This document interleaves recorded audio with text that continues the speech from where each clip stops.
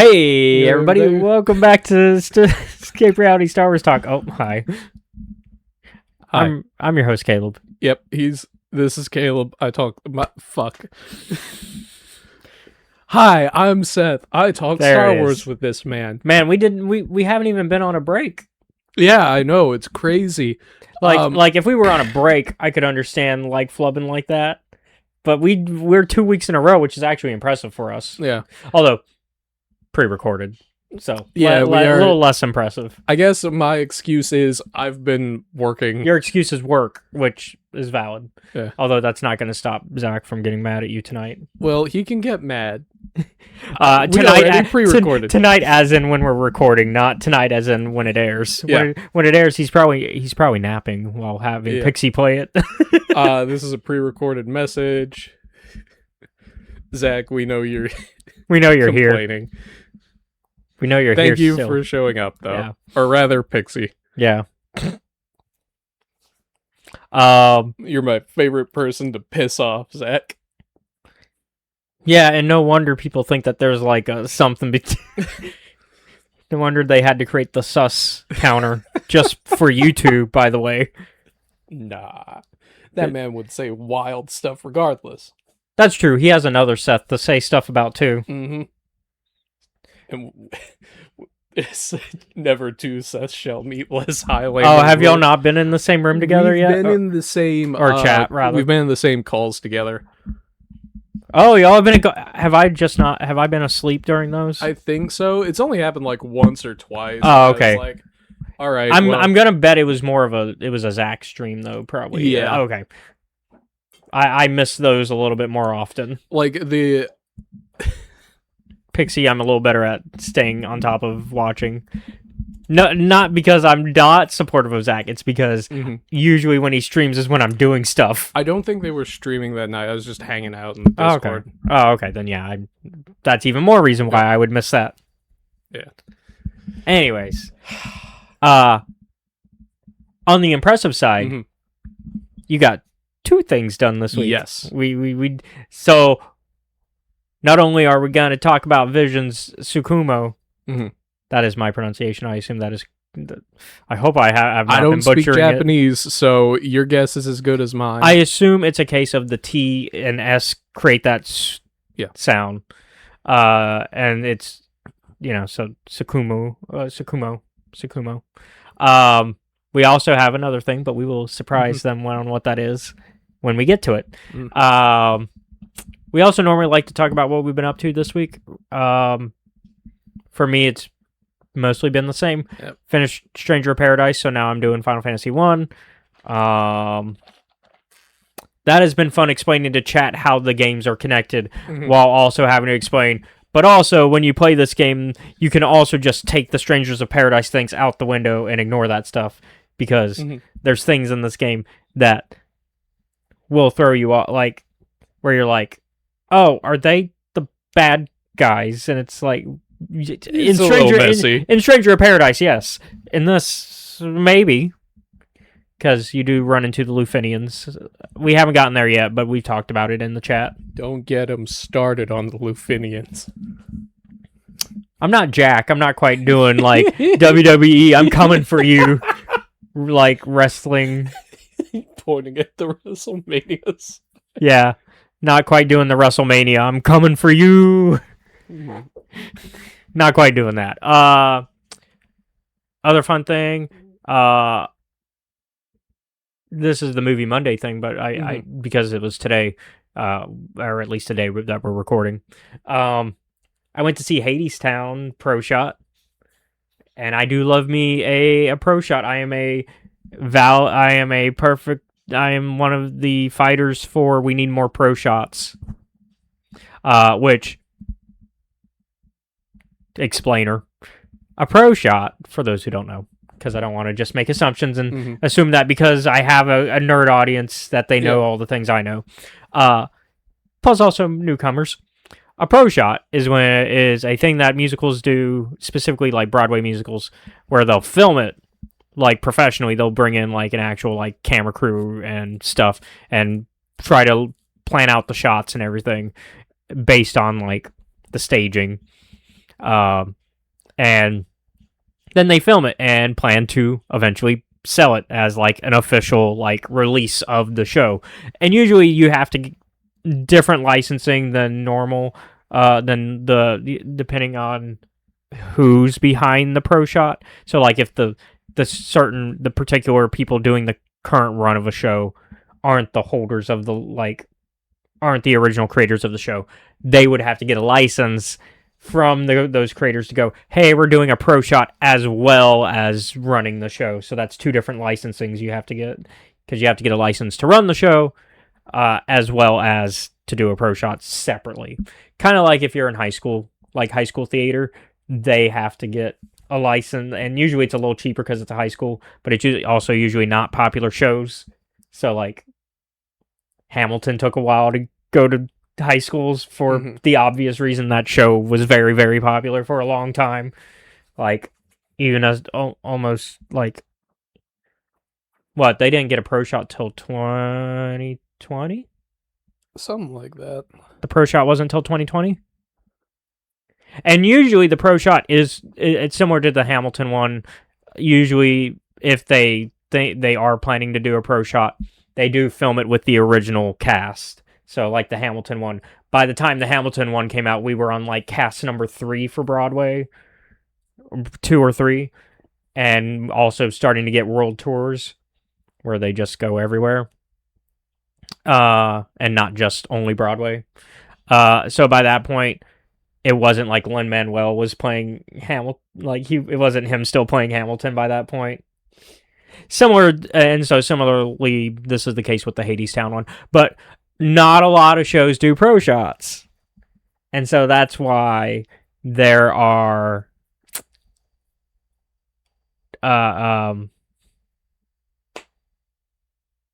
bootlegs. There we go. I eventually got to the word. There's bootlegs, which are when fans or somebody looking to profit, because it's not always fans. It's in the theater side, though. It's usually fans. Film it and plan to and then just share it on the internet. There's also terms for how you can find these bootlegs basically on YouTube, but I'm not sharing those secrets because you can find out for yourself. The internet's free, and also I don't want to ruin it for everybody because I have definitely partaken in watching a few bootlegs myself. It's not illegal to watch the bootlegs. It's illegal to make and share them usually. And even then, it's not really illegal. It's more of a it's more of a civil situation than anything because of licensings and copyright issues, and that's really more of the issue. So it's not a legal dispute. It's more of a civil. But the wonderful world of theater. But yeah, and so I think that the reason I fight for pro shots is because then that's an official way. Everybody involved with the shows can get their money. You know, everybody from the top down gets paid for partaking in making it. And also, it's a way to get theater out there to people who can't afford $500 Broadway, $500 to $1,000 Broadway tickets, you know, depending on the show. It's called sharing the arts, basically. Yeah. Also, we ain't a snitch. Yeah, that's what. Yeah, we ain't a snitch. That's why I'm not sharing the how to watch bootlegs thing. Snitches get thrown in ditches. Yep. I feel like that's the safer way to say that phrase.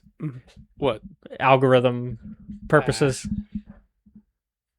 Feel like the other one is just straight up well, this one is also a threat. Yeah. Honestly, this one is a worse threat. Yes, actually. Snitches getting a... You get... Oh, I know what you were going to say. Let's see. Seth gets canceled.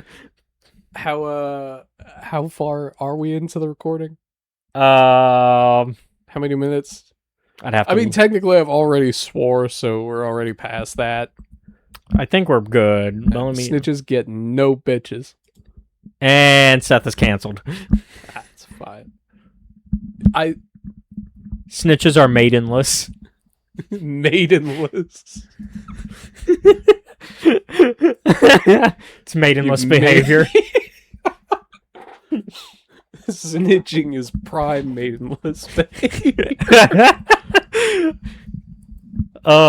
Okay. Yeah. Anyways, but yeah, so that's most of what I've been up to this week.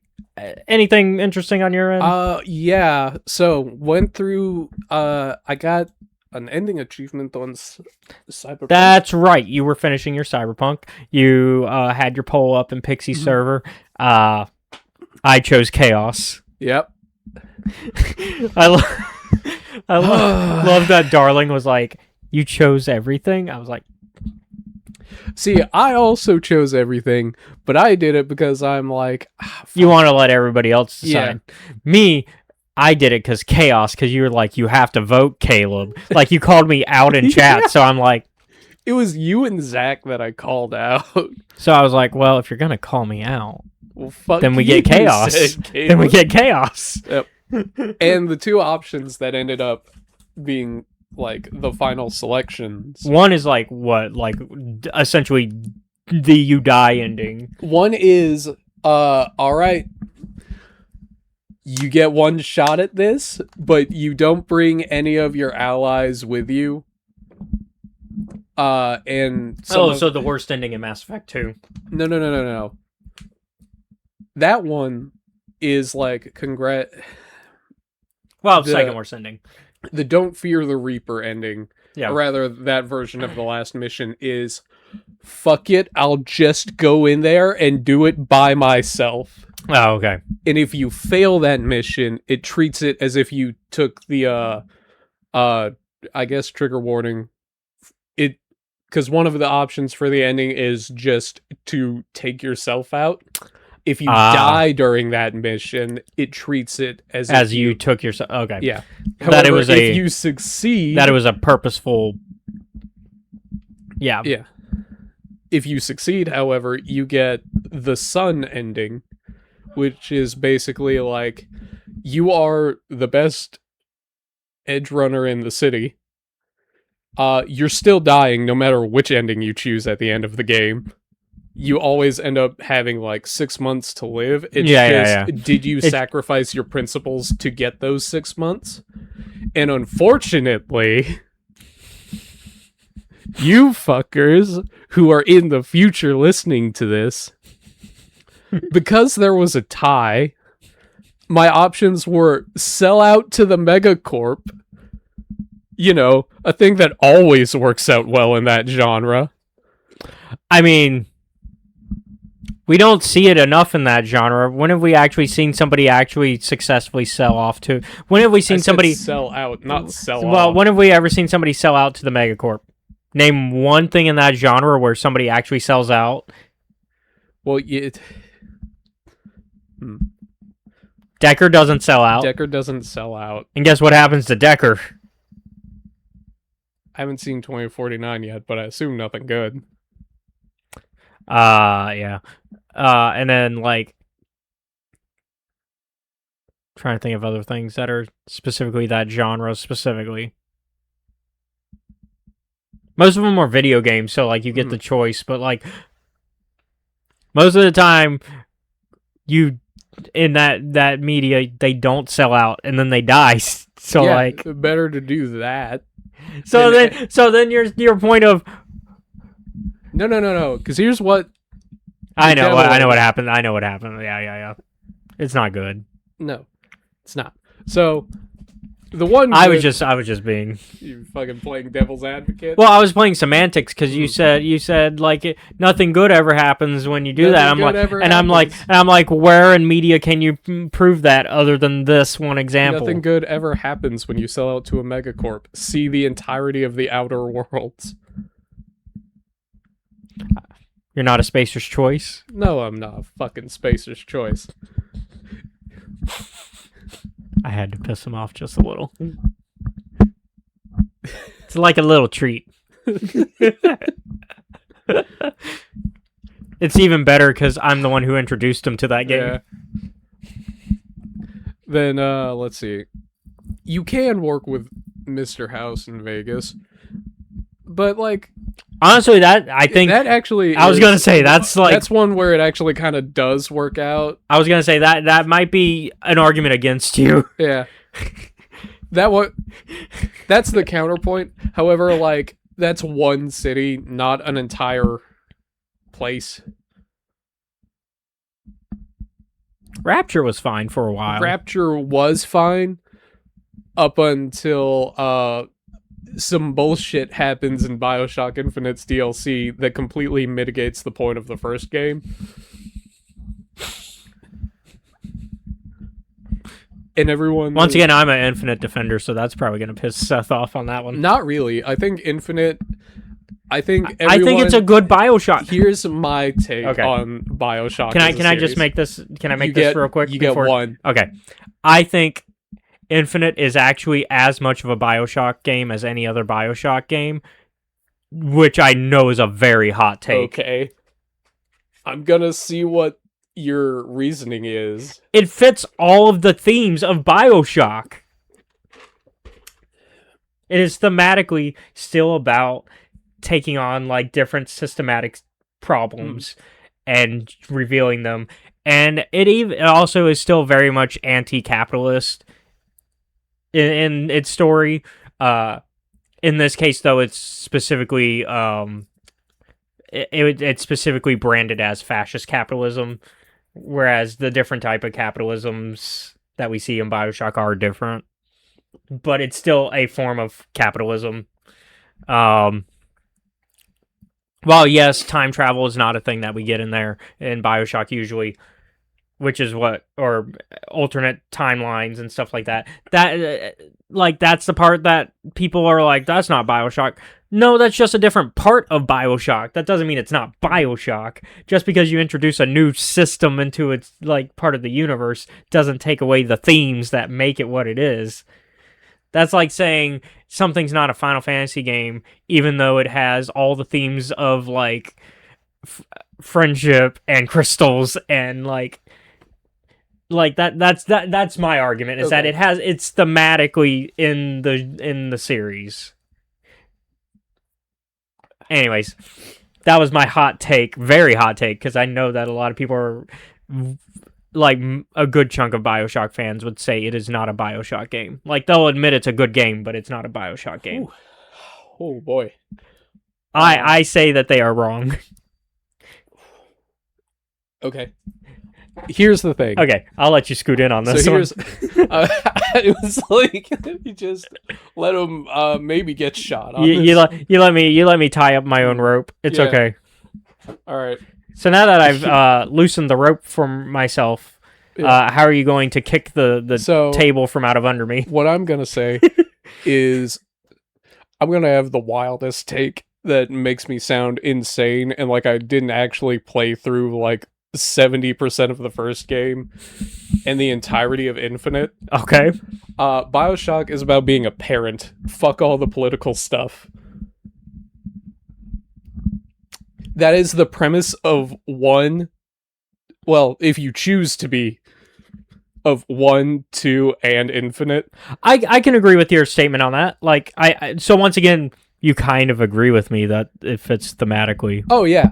Unfortunately, the DLCs for Infinite kind of ruin that. are focused on Elizabeth, whose thing is like fuck you, Dad, forever. Except, I don't think you get to make that call, Elizabeth, since you went and you murdered your dad. Well, apparently that didn't quite work. Well, it's okay. She's got to get rid of him in other timelines, too. Not just one. Here's the problem. I know. So she does that at the end of Infinite, right? Yeah. The DLCs are like, damn, one of them got away. And it's like, that's not how the ending of the base game treated that, but... That's where a lot of people's issue comes from. And then they turn BioShock into a stealth game, which it is not. It doesn't work well. The problem is I remember people hating on it just from the jump. Not even the DLC was out yet. Yeah. So that's why I'm like, anybody that was like just hating on it from the jump. And also, you can just ignore the DLC. You can. It's optional. Optional content. story-wise, because I don't have a copy of it, I think BioShock 2 is probably the best. BioShock 2 is good. I think you are in the majority. I think a lot of people agree with you. I don't know how many people say 1 is the best. I don't... 1 is actually... BioShock 1 taught me a very valuable lesson. Don't trust Irish? No. Do not trust the weird, creepy lady next to the baby stroller who was crying. I got you, yeah. Yeah. But the voices in your head, that's okay. No, those either. I was gonna say, because, you know, would you kindly? Would you kindly go fuck yourself? Inappropriate joke popped in my head. Anyways. But yeah, I like BioShock as a series. Fuck, how did we get here? We were talking about your Cyberpunk ending. Oh, yeah. So, the one good part of doing that ending, technically two, is, so here's the thing. I had played through that ending before, I'd forgotten about it. The big difference is because I had gone through the base game and completed a fucking really hard optional objective of saving Takamura, the, like, formerly dead CEO of Arasaka's bodyguard. Yeah. And that's right, formerly dead. I mean, that's a thing in Cyberpunk, so yeah. The one good part was that he was still alive and helping you through the final mission. Mm-hmm. Because if he's not there with you, like when you have a relic attack as you get off to start the mission, the other two people who are there just kind of don't help you up. They're like, damn, a lot closer to dying than we thought, huh? And eventually you can have a conversation with Takamura where it's like, hey man, leave. And Takamura's like, I cannot do that. And it's like, you sure, bud? Get out of here. This place is fucking evil. Yeah. Spoilers, your boss is gonna put the same shit that's in my head letting me talk to this dead rocker boy terrorist who blew up your building last time inside his own son's head and use his body as like a meat suit. And that is what happens if you go down the devil ending.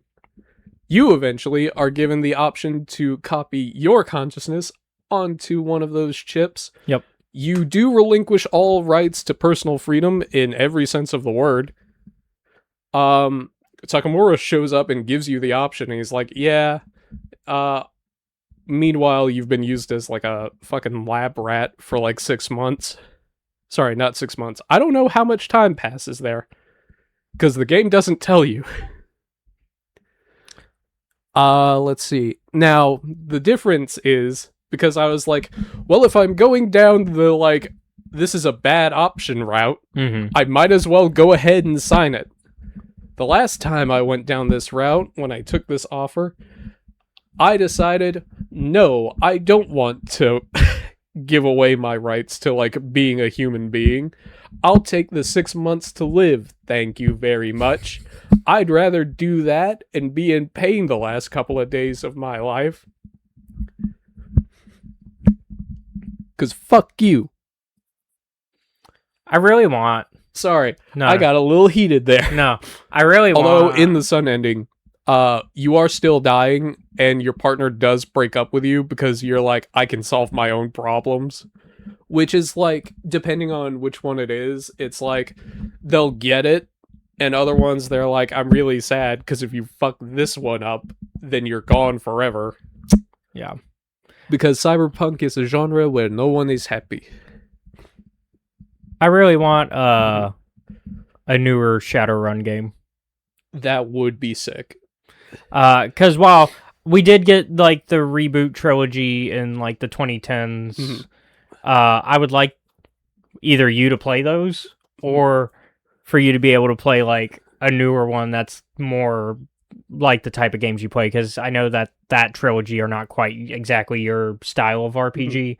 because they're I the like- isometric. I like my immersive sims. Yeah, you prefer a first to third person Mhm. camera, whereas those are more classic isometric CRPG style, which I like. And you'll play them with me, but they're not your favorite. Yeah. You'll play Baldur's Gate with me, but it's not going to be your favorite game ever. For me, half the fun is playing with like you and Andrew in that game. We need to get the you, me, and Drew game going again. Yeah. I love. We're like, what's the narrative justification for the three of us traveling together? Oh, we're just all adopted. Although only I caused the game over. Yeah, only you caused the game over. Yeah, if I die, then game over because I'm the host PC. Mhm. Whoever's hosting the game is And technically the main character. Andrew playing as He was actually playing really well. he was. I sucked, Because but then again, I chose He- the like good damage, but not much else. he's like, I'm gonna be a wizard and or a mage because second edition. Yeah. And so he's like, I'm gonna be a mage, and we're like, Drew a mage? Yeah. I think it was a cleric actually, Or he might have been a cleric. I think I it know was he was magic like magic user. Torm or Tyr. Oh, you're right. Yep, it was Torm. Mm.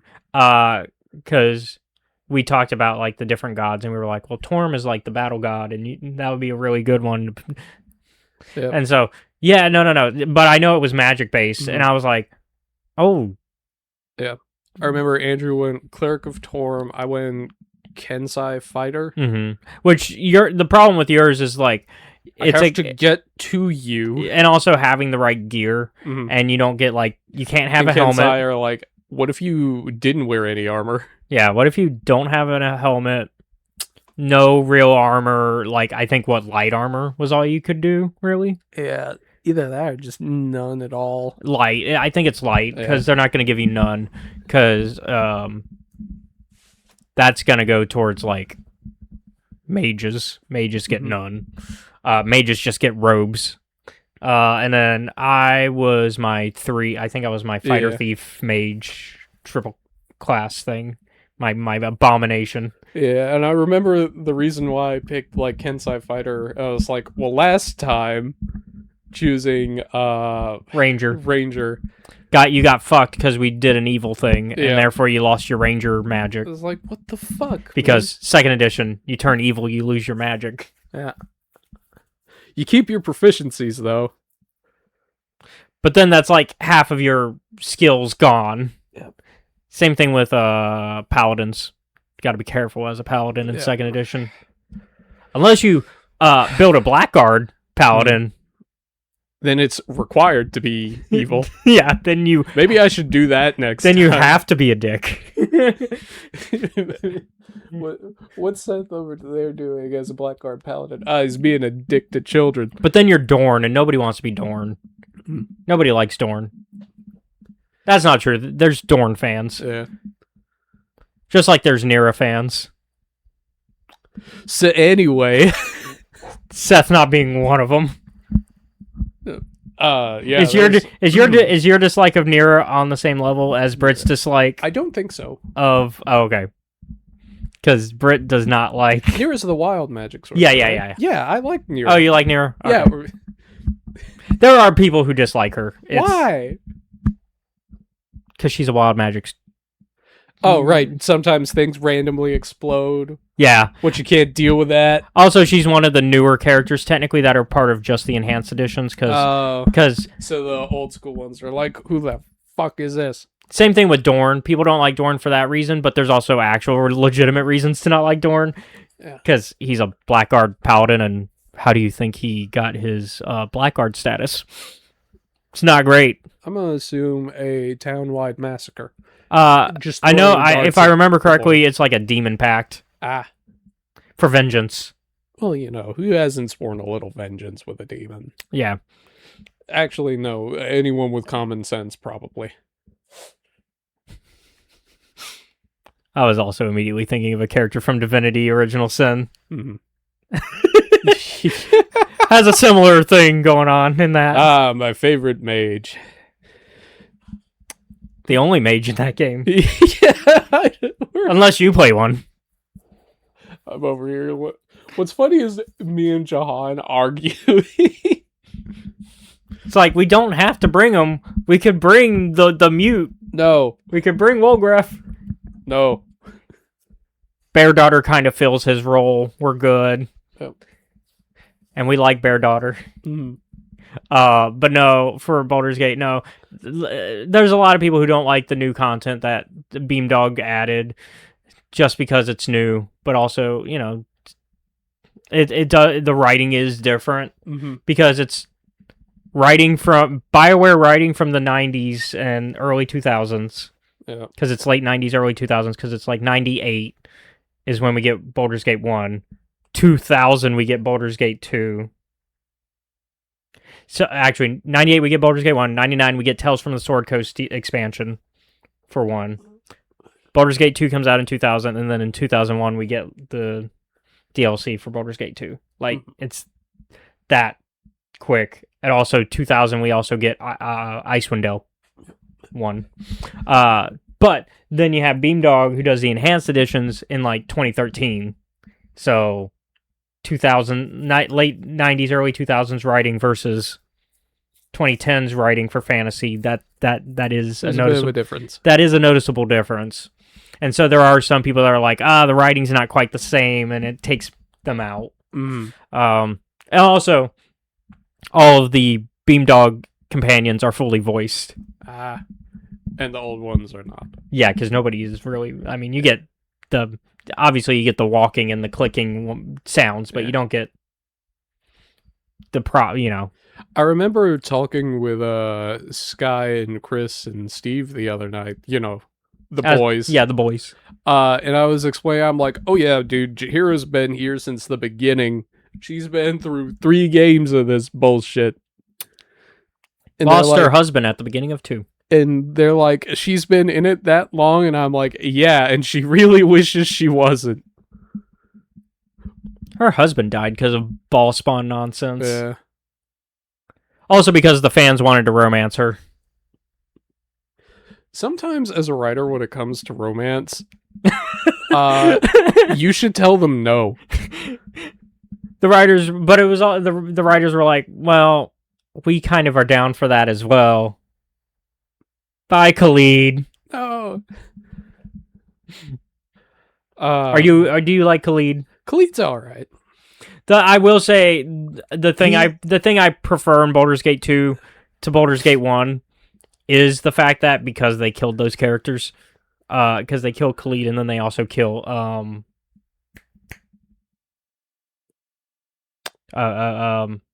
also a J name. Jarnathan. Jonathan, no. Bow. He's not in any of those games. We need Jonathan in a Baldur's Gate game. I need him to watch him die. No. I need to be able to use him as a way to fly somewhere. Just here being a jerk to the Sarah Cockrell for no reason. So we can fly. It's the wizard, it's the mage that Minsk is the protector of. Oh God! What? Fuck.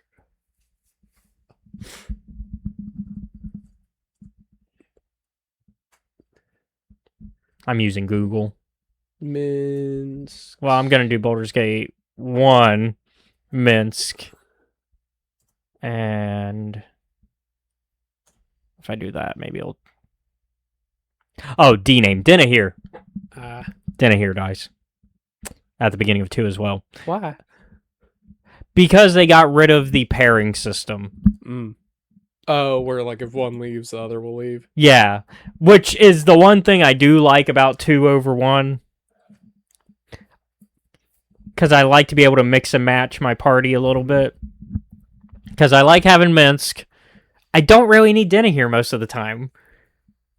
And then I like having Jahira, or don't need Khalid most of the time.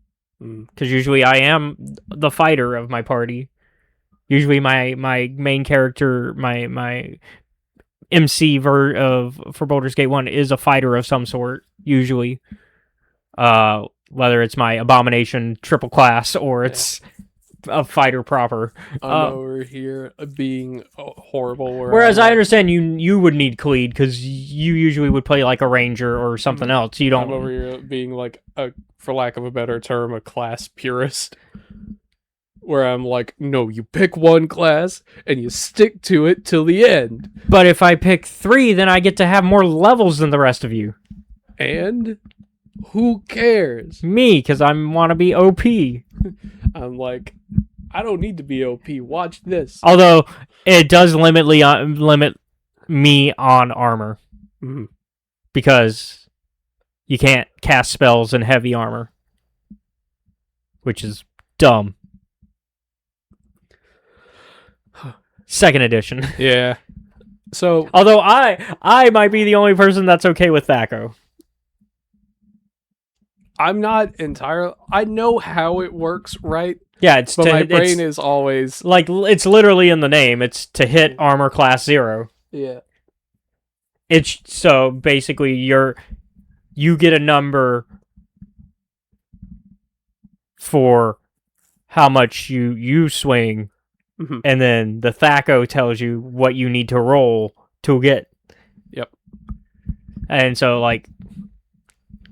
But the thing is, it's backwards than what armor class is now. Yes. Our armor class now is...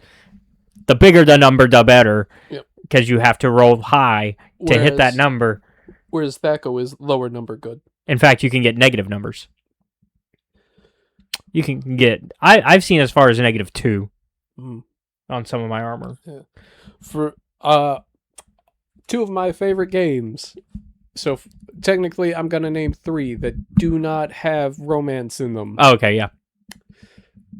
For the player character. For the player, yeah. Outer Worlds. Yeah, I do kind of wish there was because but I'm also not like, God, Outer Worlds sucks because no. I'm just more of a case of you can help other people romance in that game, but the protagonist is just like. Although I do like helping Pravetti. Mm-hmm. Yeah, it's a very Parvati. Parvati's romance is very cute. Yeah, Parvati. No one writes shitty poetry like that. Parvati also might be a really good representation of a asexual person. Yeah. She might be really good ace representation. Mm-hmm. That or just autistic. Maybe perhaps both.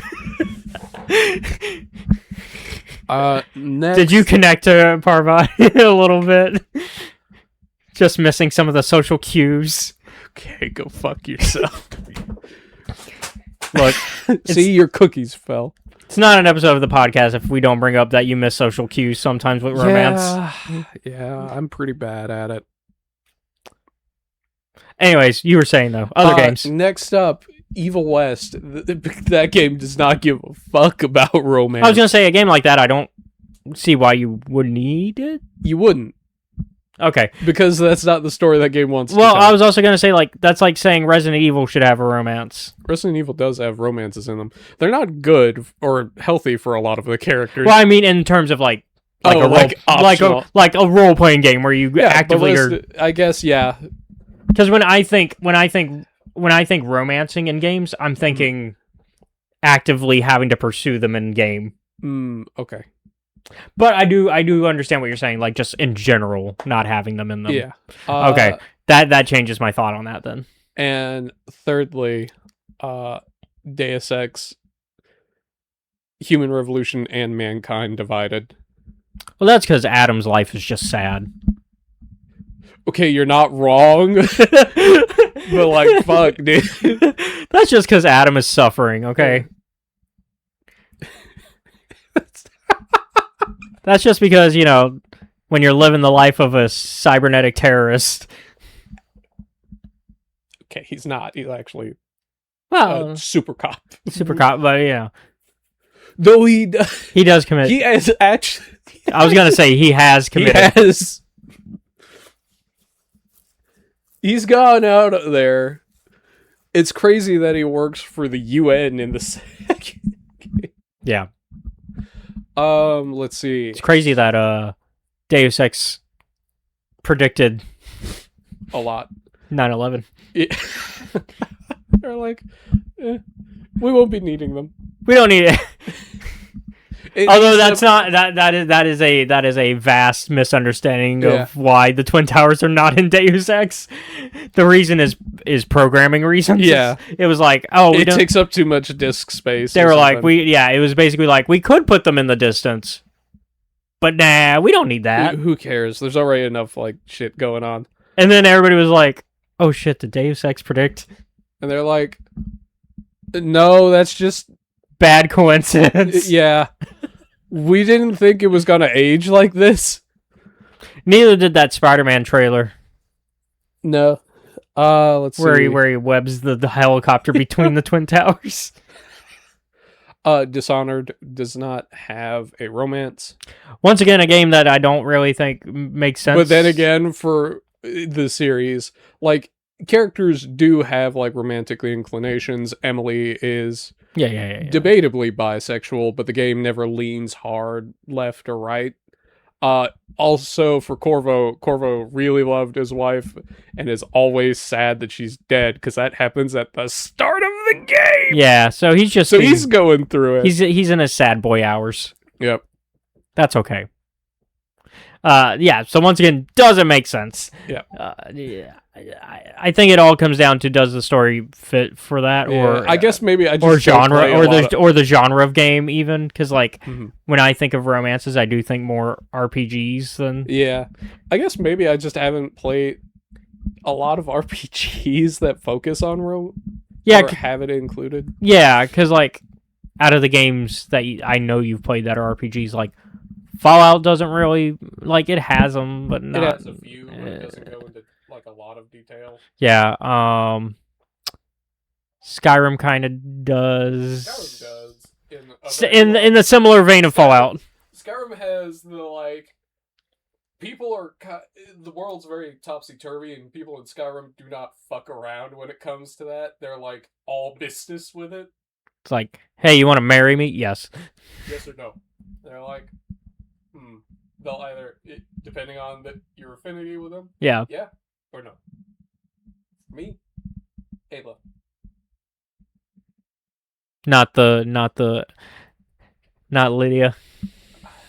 Actually, Lydia's weird for me. Well, the problem, let me explain. Okay, because I got some recontextualizing of Lydia and realized that she's problematic. Okay, so Lydia gets sworn into like your service as first class Carl after all that. Yeah. Not entirely her choice, so yeah. Yeah, I didn't. Not. I guess if like the mayor gives you an order and you're one of his like security guards. Regardless, it's kind of crazy how that starts. Yeah, and I'm like, you get a house and this woman. Like, I didn't ask for this. I'm fine with the house part, especially, which is even crazier if you're not a Nord. Which goes into I'm an Imperial. Which goes into the things that I've learned about Lydia. Yeah, so I play. Lydia is staunchly racist. Played Imperial for my first one. Went through the Companions quest and got and adopted not Runa, because I adopted her later after I killed that evil old lady in the orphanage. As everybody should, which is why it's funny that's Lucia. Yeah. Lucia, because I was like, which is why it's funny that's the start of the Assassins Guild, where they're like, all right, you killed a person who totally deserved it, actually. But now you can join our evil. It's now you can. Premise. Now you join our evil guild, and you will actually kill people now that don't deserve it. And it's like, no. I did that one because, like, that's 100% justified. Yeah. And in fact, the kids do end up better off for you doing it. Yeah. Like, it's not a case. The next one strong arms you into adopting a child because she knows you're a murderer. It's definitely a case of, though, like, it worked out better for everyone. Yeah, it's like, it's not a case of like, oh, you killed her, so now these kids are gonna go on the street and have worse lives. No. They actively get better lives for you doing that.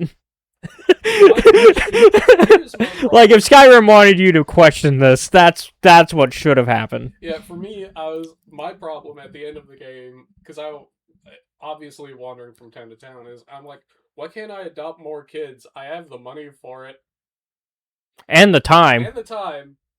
I've kind of killed all of the big problems. Civil War is over. I don't want to kill the last dragon because I'm friends with him now. Yeah. So we're good. Mirak's not a problem. Hermaeus fucking got him. Big time. Anyway, back to like, time loops are done. Yeah. Married Ayla after the Companion's Quest. Because oh my god, Skyrim's secretly a Final Fantasy game. Curious as to the logic. Time loops. Maybe. Time traveling dragons. Yeah, dragon breaks are a fun thing that allow writers to dodge accountability. That is their explicit in-game purpose. They're like, wasn't that dragon already dead? No. He'll get better. So, actually, I did not know this. Once you complete the companion quest, yeah, Ayla becomes non-essential. Oh. So, I found this out after she died. Oh, you're like, man, my wife's immortal, and then... As a matter of fact, no, she's not. It's like, wait, what? You're just like, what happened here? Yeah. So I reloaded my save game, and I was very careful when, like, I brought her along with me for adventures, because I was like, I should still do this, despite the game being like, you should not. That's like finding out they made dog meat non-essential. Mm-hmm. And eventually, there was an instance where we got, fought, like, some dragons on a tower. Mm-hmm. And because I'm just for my first playthrough, the most unlucky motherfucker in the world, while we were kind of, like, sniping at the dragons, she, like, got hit by, like, a fear effect, so... I'm listening. So, she, like, was freaking out on the tower until, like, the dragons, were, like, we had to leave. Oh, no. So, we did that, and I was like, okay, non-essential NPC, I don't want her to get hurt. Go home. And so eventually, after a while, I returned kind of to that area, and those two fucking dragons were still there, and I'm like, you know what? Fuck these guys. So I killed them, skinned them, grabbed their bones, and gave them to my wife as armor as a present. Wow. Anyways. These are not real animals or people. No. That's an insane thing to do. So now she's working as a merchant and two daughters. Going back 2 topics before we jump into things, because we have gone for almost an hour. My rant. Well, it is both of us. Shadowrun. Yes. I would like a Shadowrun game. That would be the type of RPG you would play. Mm-hmm. Mainly because it's a really cool setting, because you've heard me talk about it. And I'm like, it's basically Cyberpunk, but with fantasy elements. And I guess I'll give a spoiler warning for the series as a whole. Yeah.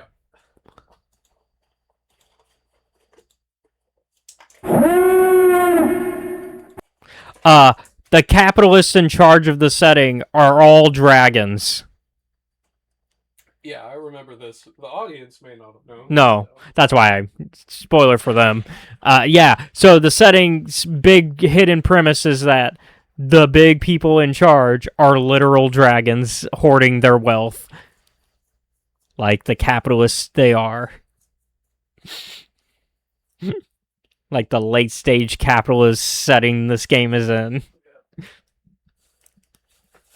In fact, like in the original NES game, which you've seen me play, it's a fun game once you learn the system. I I need to go back and try to beat that game because it was fun. I remember you had, man, those poor graveyard skeletons were not ready for you. Not ready for me and my pistol. Yep. It was like the second act that I kind of chapter I kind of got stuck on because you have to go through like an arena thing. Yeah. Took a while to learn how to do that properly. I did get past that. I did get to chapter 3, but then I never sat down and played it. That might be a thing I come back to for the channel. That might be a thing to do on the channel is the whole Shadowrun series. But yeah, the main villain of that is named Drake. Yep. And you owe him money or whatever. I can't remember the specifics. Something like that. And so like the big reveal is, oh, the final boss, it's a dragon. Yeah. And it's like, oh, and it's like, oh, that makes sense. His name was Drake, and he's hoarding wealth Yeah. because he's. I won my $15. It's like, it is not that serious, dude. It is when you're a dragon. This is some. I'm over here. This is some.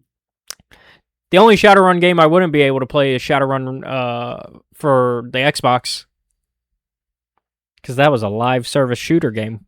Well, damn. If you ever seen the Rooster Teeth 1-800-MAGIC, that's the game they're using. It was kind of similar to like the red. It was basically another red versus blue type thing because it was at the time when they were doing multiple things. They did one with Fear. That one was called Panics, I think they called that series, where they used the Fear video game. I'm trying to remember what Fear stands for. Because it's it's like FE3R or whatever. Anyways, and then they also did Strangerhood with The Sims. And then the fans and one of their employees convinced them to do a second season after they did a Kickstarter where the second season was a tiered goal. Because everybody was like, Adversity was like, we're not doing Strangerhood Season 2. And they're like, you need to do Strangerhood Season 2. Man, I talked a little bit about this last night on Pixie's stream, right? Where it's like, I can't with cozy games. And I don't know why. I like them every now and then. I like The Sims. I need to play some more of Tomodachi because I did like that. I was having fun. Although to me, the fun of that one is more of just creating the characters and then sitting back and doing nothing and letting them interact. And it's kind of like just having free cable, essentially. I'm like, this is just free cable. But anyways, that's it really for what we've been up to this week, plus a little other fun off-topic things, our love of video games. Yeah. Maybe one day I'll like more heavily invest in the romance aspect of video games. And maybe it's not that I don't. Maybe we'll do it in Baldur's Gate 3. Yeah. Or Baldur's Gate 2. Baldur's Gate 2 has some good ones. Baldur's Gate 1, not so much as focused on it, but 2, you start to focus on it. Like, 1, you can start to develop some of them, but BioWare writing for companions doesn't really start until, like, Baldur's Gate 2. Mm-hmm. Like the standard, like when you think of BioWare companion writing. I'll say this for 3, kind of like as it was coming out. I remember kind of like when I switched from being a certified like Gale hater. I remember that conversation and you being like, "Yes, Mistra." Mistra's not a great god. Yeah, but magic enables people to do awful things, so why would they be a great god? Yeah, like Mistra's whole thing is like, I don't care who's using magic as long as magic is being used. Yeah. But like my switch up from like, man, Gale was kind of vaguely racist to me one time. And like, by the way, a god literally told him to go kill himself, and I'm like, well, we're not doing that. Sort of back around to like the romance thing to circle around to it one more time. Karlach. Before Karlach existed, before I knew of the mommy. That's gonna piss some people off. Surprisingly, if you had asked me at that time, probably Lizelle. I was gonna say Lae'zel definitely fits your And types. and the reason why Sword, big strong sword woman. is because as much of a mean person she was, She actually has a really good romance story. she doesn't lie to you. No, and she does have a really good romance story from what I've seen. So like her as a lot of people just go, she was mean to me. And it's like, well, yeah, she doesn't know you, and she's from a fascist religion. She's also the youngest party member. Like, she was indoctrinated by a fascist religion. Yeah, she's not gonna trust you yet. Same with Shadowheart. But nobody gets upset when Shadowheart's mean to them. It's because she's a goth, that's why. And then, like, meanwhile, poor Will gets bullied, even though he's, like, one of the nicest companions out there. I don't have any animosity towards Will. I like Will. I just don't care. I get upset about his relationship with his father because his father's kind of not observant. That's set up pretty bad. It's like, hey, you want your dad to die, or do you want to make a pact with me? Imagine if Will just didn't care. He wouldn't go ahead. The city of Baldur's Gate would have been fucked. Yeah. Because I think the city was under threat of destruction at the time, and Will should have said, "Go ahead, do it. Put your finger on that button." But the problem is the problem is Will wants to be a hero, so that would go against that principle.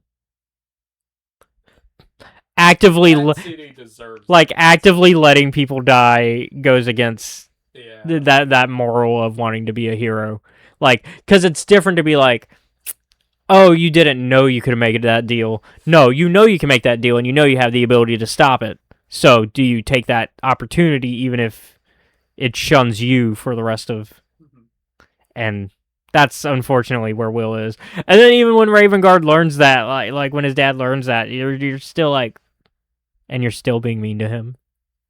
Stop being mean to this boy. We just did one of the hardest levels in the game to save your ass. I'm over here of the opinion. I do not like the mercenary factions. Oh, the Flaming Fist. Or that operate as like the cops for Baldur's Gate. Well, the Watch are not technically a mercenary faction, as far as I understand. Who bankrolls them? It's the church. Okay, yeah. It's the Gondorians. I don't like that, and I don't like the Flaming Fist being in there. Your cops should not be involved with the church, or just paid off by the city to protect them. Yeah. To be fair, when you don't have a proper standing army and you're not really a proper country, you're just a city-state.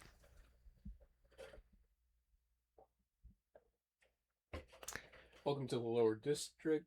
Stay strapped at all times. Make sure no one touches you. Because that's basically all the Forgotten Realms is. It's just a bunch of collected city-states. Yeah. There's no proper country in... Yeah, sword codes just go from city to city, basically. And while, yes, they have a quasi-government where the city-states work together sometimes. Oh, God, that is I didn't even think about it. That is a major difference between Grim Hollow and Acquisitions. Yeah, Grim Hollow has actual proper countries.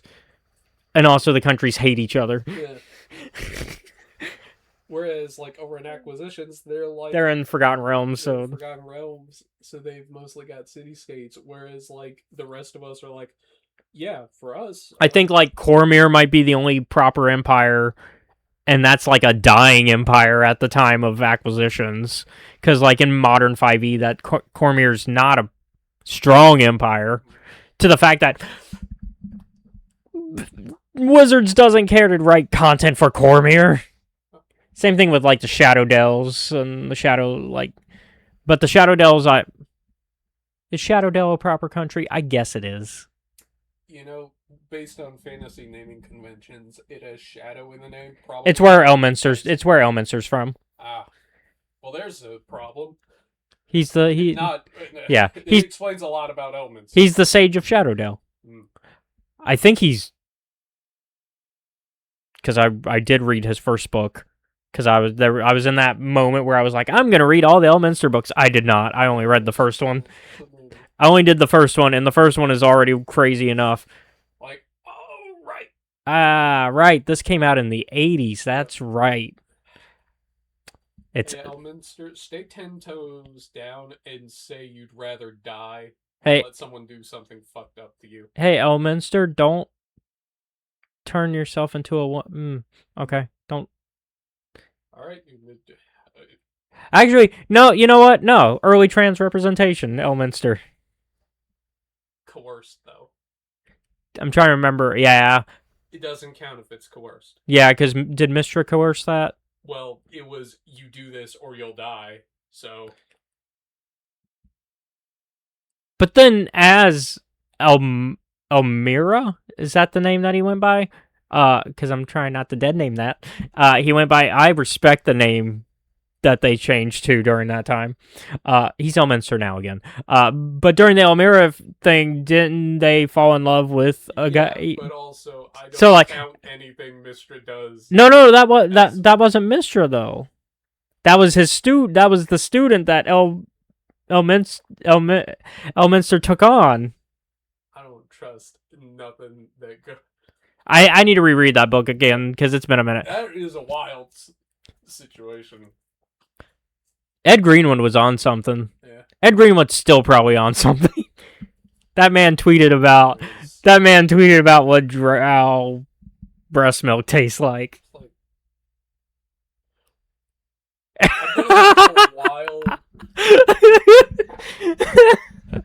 He canonized what drow breast milk tastes like.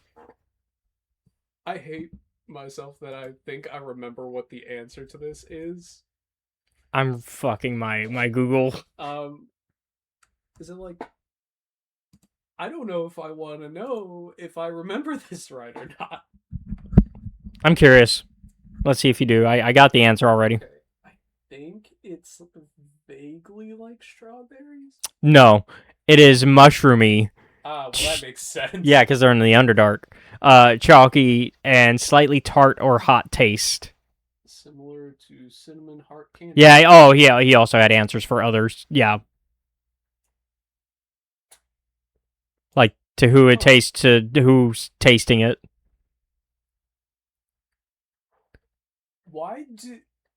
Who needed to know this?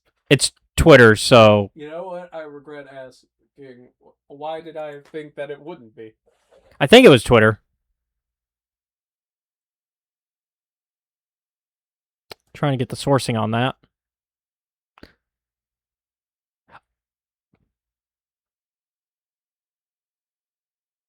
Actually, it might have been his Discord. Even wilder. Now you have to. Like I said, Ed Greenwood probably still on something. Yeah.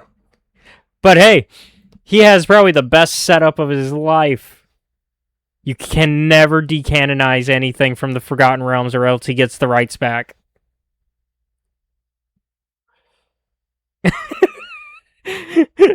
Sorry.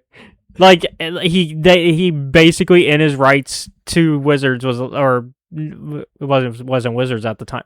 It was to TSR.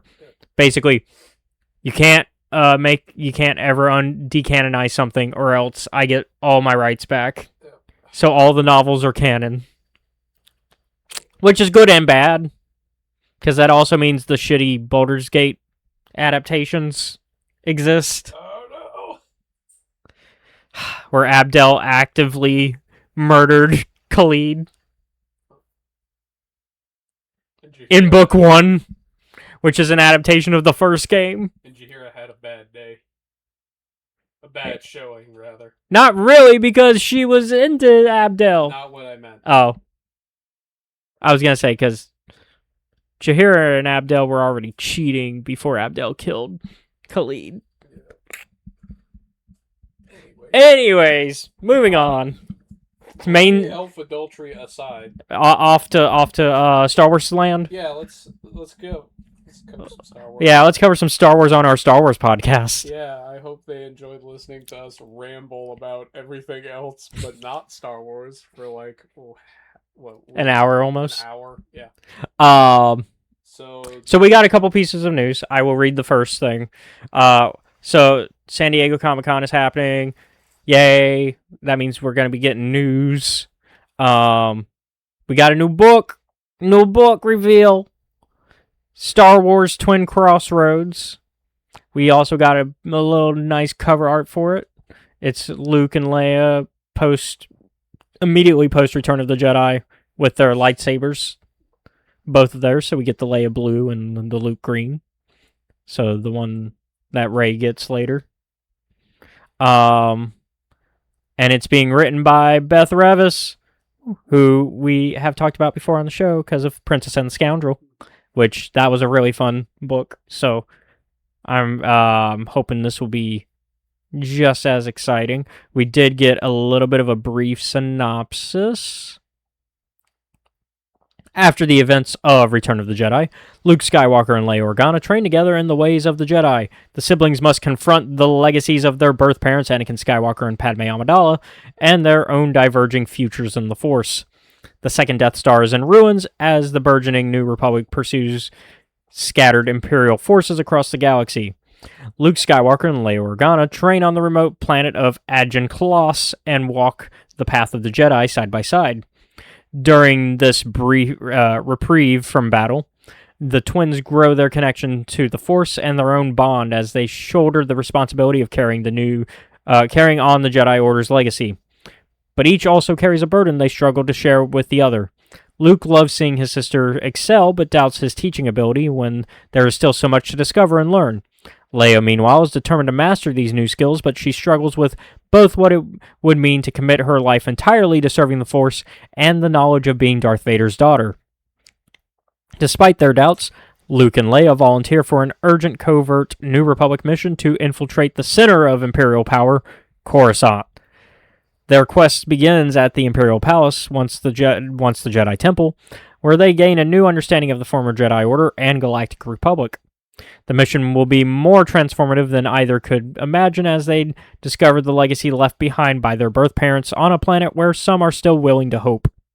And though certainty is scarce, Luke and Leia's faith in one another will help them each seek out the path they must ultimately walk.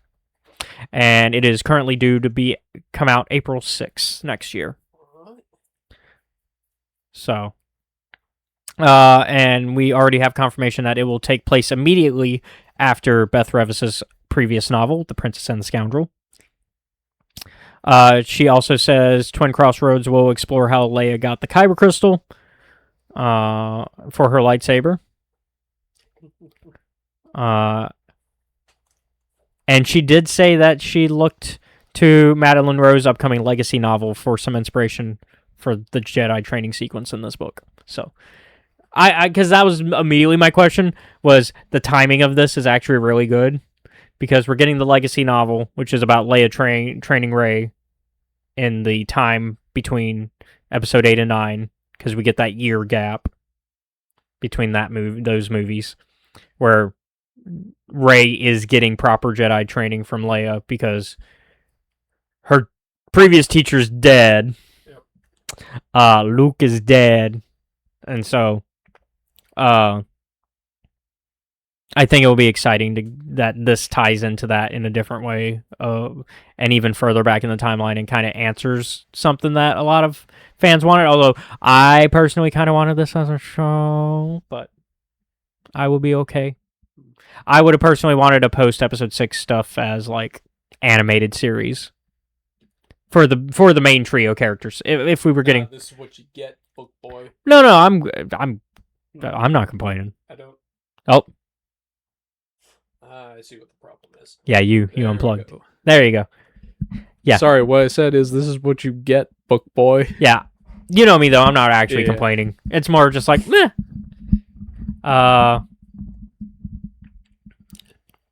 We also get that Revis looked at her own sibling relationship for the Luke and Leia's relationship.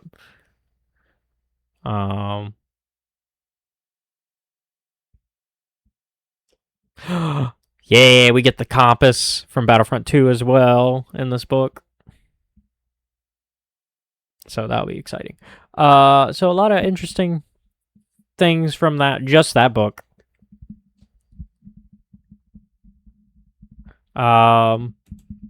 Other piece of news. We're not going to worry about the quotes. We're just going to talk about the idea of what this is. Star Wars Detours. That comedy series we were supposed to get before Lucas sold Star Wars, right? Yep. Well, one of the big things that we knew about that was that basically they had like 20-something episodes already done, 20 to 30-something episodes already done before that show got canceled. Like, fully done. 39 episodes. We had 39 episodes fully animated, completely done, out of 6, with another 62 that were scripted at the time. So, this show was basically ready to go. Got the chopping block, of course, because Disney had just bought Star Wars, and they were like, or they had bought Lucasfilm, and they were like, we don't know if we want to start our relationship with Star Wars fans with this show. The thing is, Star Wars fans were kind of down for this show. They were kind of like, you know what, this is different. We're cool with, like, most Star Wars fans like the Robot Chicken sketches and Family Guy sketches for Star Wars. We like making fun of ourselves here at Star Wars fandom. Sometimes. Most of the time, honestly, when it comes to, like, animated show, like, spoofs. We're down for spoofs and parodies. And what was great about this show is it was being show ran by Seth Green. So, he knew what he was doing. He'd already done this before with Robot Chicken. Well, now the completed episodes are being released to the Lucas Museum of Narrative Art when it opens. They have a dedicated exhibit for it that is going to have. I think that's going to show the episodes is what the plan is. I can double check here.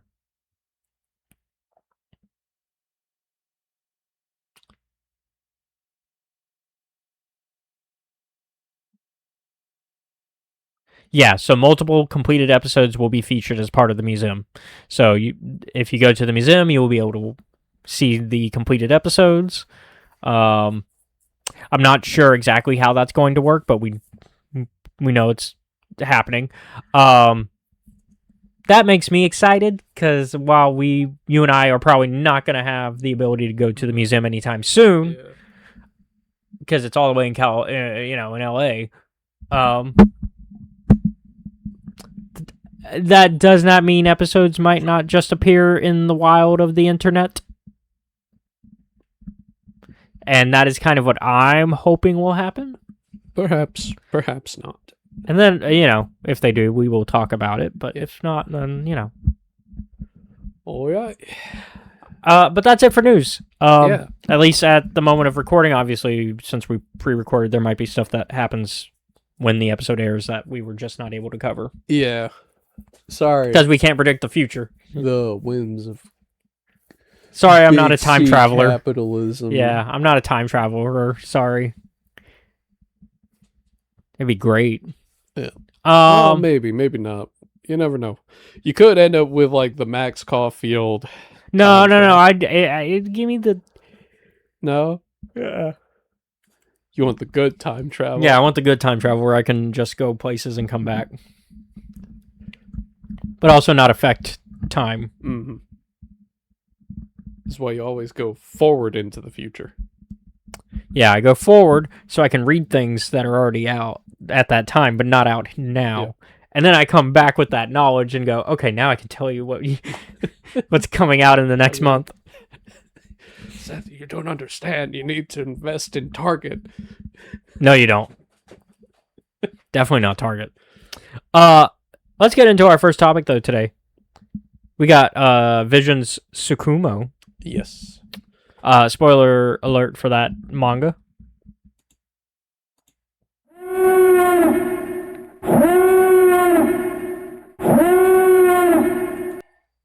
Okay. All right. So the premise: Yes. we are following a rogue Jedi during the Empire's reign.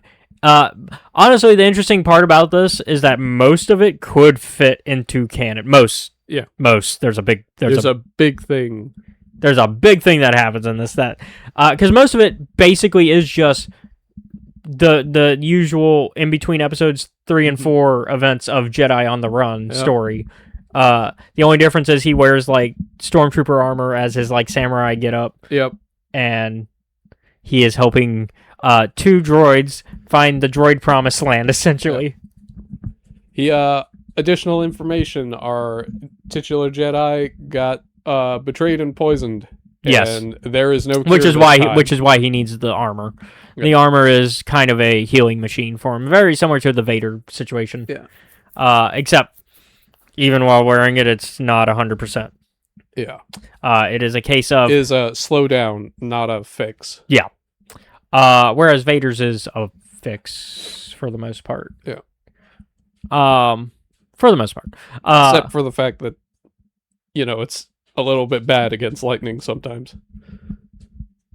But that's just how metal works, so. And wiring. Yeah.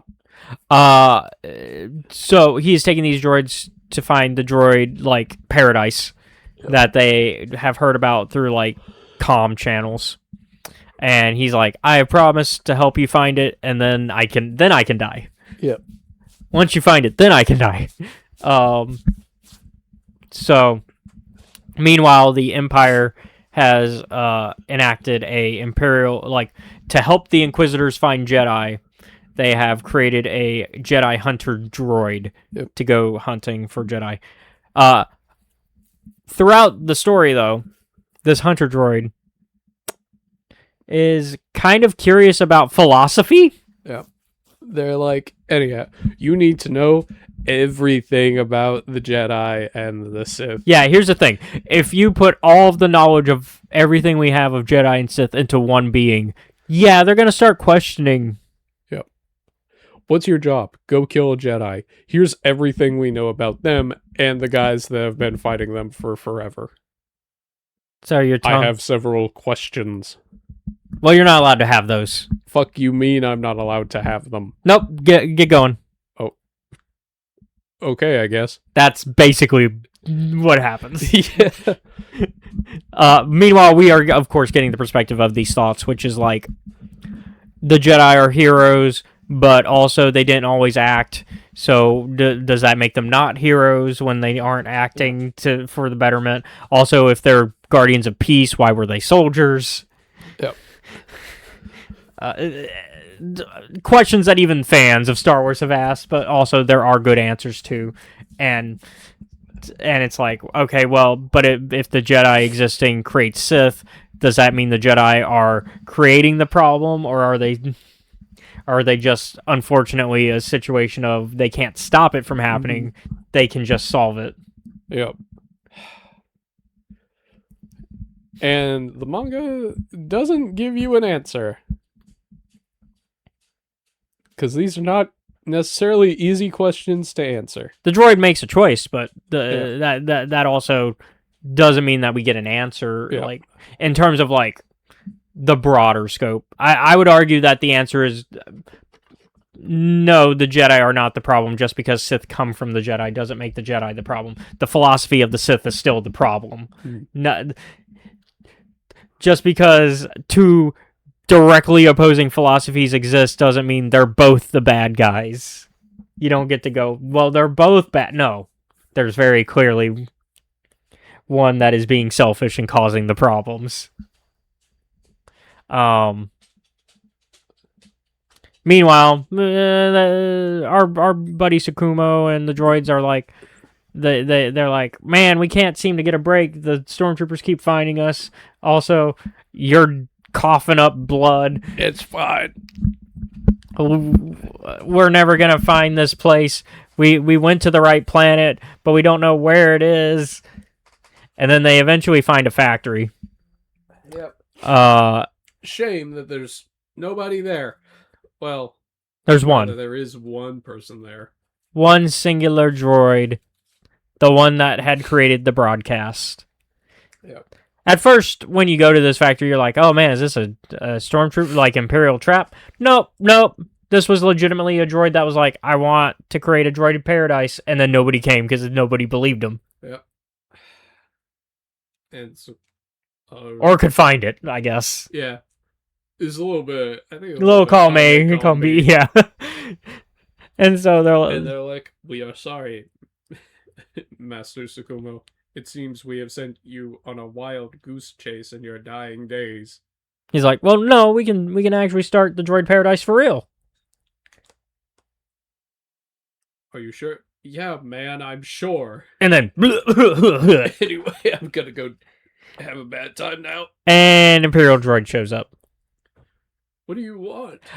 Before we get too much further, I should preface this with the fact that the manga starts with a cold open. Yes. With Tsukumo in his full armor taking on a bunch of stormtroopers shooting at him. Yeah. Okay, back to where we were. Yeah. Sorry. That I had to preface that because that is an important bookend that happens because that is event that happens after where we're currently at. Because they do say that this is like before that. Yeah. So Imperial Jedi Hunter droid shows up. They have a little bit of a duel as well as a debate about philosophy. Yeah. And our boy Tsukumo's like, you don't want to actually kill me.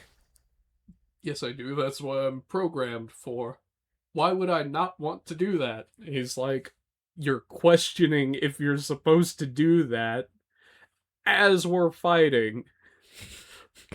Even dying, I'm still kicking your ass right now, and the reason I'm able to do that is because you're holding back. Made up your mind. Yeah, you're holding back because you're indecisive.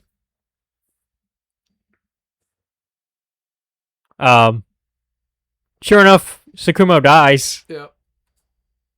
Just not from the droid. Not from the droid, though. The disease gets him. It's like, you can't take me out. Only poison can do that. Sucks to suck. Get Rex. No, not really. It's more of like, your indecisiveness, I've died because of it. If you'd hurried the fuck up, you would have killed your first Jedi. Jedi Hunter droid's like, no, actually, I'm kind of good with not doing that now. You were kind of right. Yeah. What he actually does is he offers JH to become an apprentice. Yeah. Because that's what. Yeah, before he dies, he's like that was the offer, Yep. Which would have mirrored the last manga we read, by the way. Yeah. Because Path of the Lightsaber, similar sort of situation.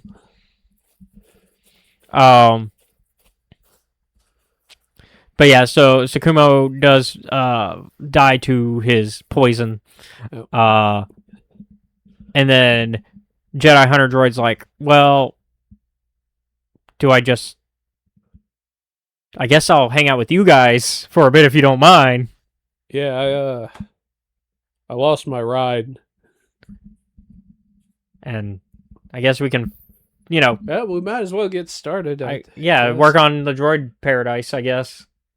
They're like, I mean, we got nothing else to do. We got nothing else. And so he's like, I can at least take y'all back home where y'all were before. And they're like, sure. I mean, you didn't kill our friend, so I guess that counts for something. Yeah. So it turns out the cold open was actually the droid in the armor. Which the stormtroopers find out eventually once they blast. They light him the fuck up. If that had been Tsukumo, he would now be dead. Yeah. If he wasn't already dead. Yeah, if the poison hadn't killed him. This would. Because, they send a whole battalion, essentially. Yeah, the definition of doing the most. To be fair, though, we've seen what, a healthy Jedi can do to the Empire. Yeah. Like, if Tsukumo wasn't on the verge of dying, like for 90% of the time. he probably could have handled this. So yeah, they blast to pieces, revealing that the JH is under there. Yeah. And he's like, "Hey, we're cool. It's just me." And one of the stormtroopers is like, "Why were you dressed up as a Jedi?" And he gives his reason, which I do not remember what it is. But it's basically like, anyhow, I am Tsukumo now. Yeah, he was like, "Hey, look, he's dead. Your job's done. You can go. I can go. We're good." And he's like, you know what? Oh, Yeah. hold on. No. No. Like subordinates. One of the subordinates is that. One of the no. Not yet. They don't leave yet. They at first go, "No, we're still gonna shoot you because you're acting weird." There's one important thing, the thing that probably pissed you off, that makes them change their minds. No, it didn't make me angry. It did make you go, "Oh, it's a good thing this isn't canon." Yes. Because it would fucking create a firestorm on the internet. I kind of want it to be canon just to piss people off. I'm not mad about it. Someone else might. No, it honestly does not fit canon. Like, I jokingly say it should. This would be an interesting conversation to have with Pep. Probably, yeah. This would be because he's usually really the good Force lore. I want a conversation about that with him. I might have to figure out the next time I can talk to him and see if he's read it.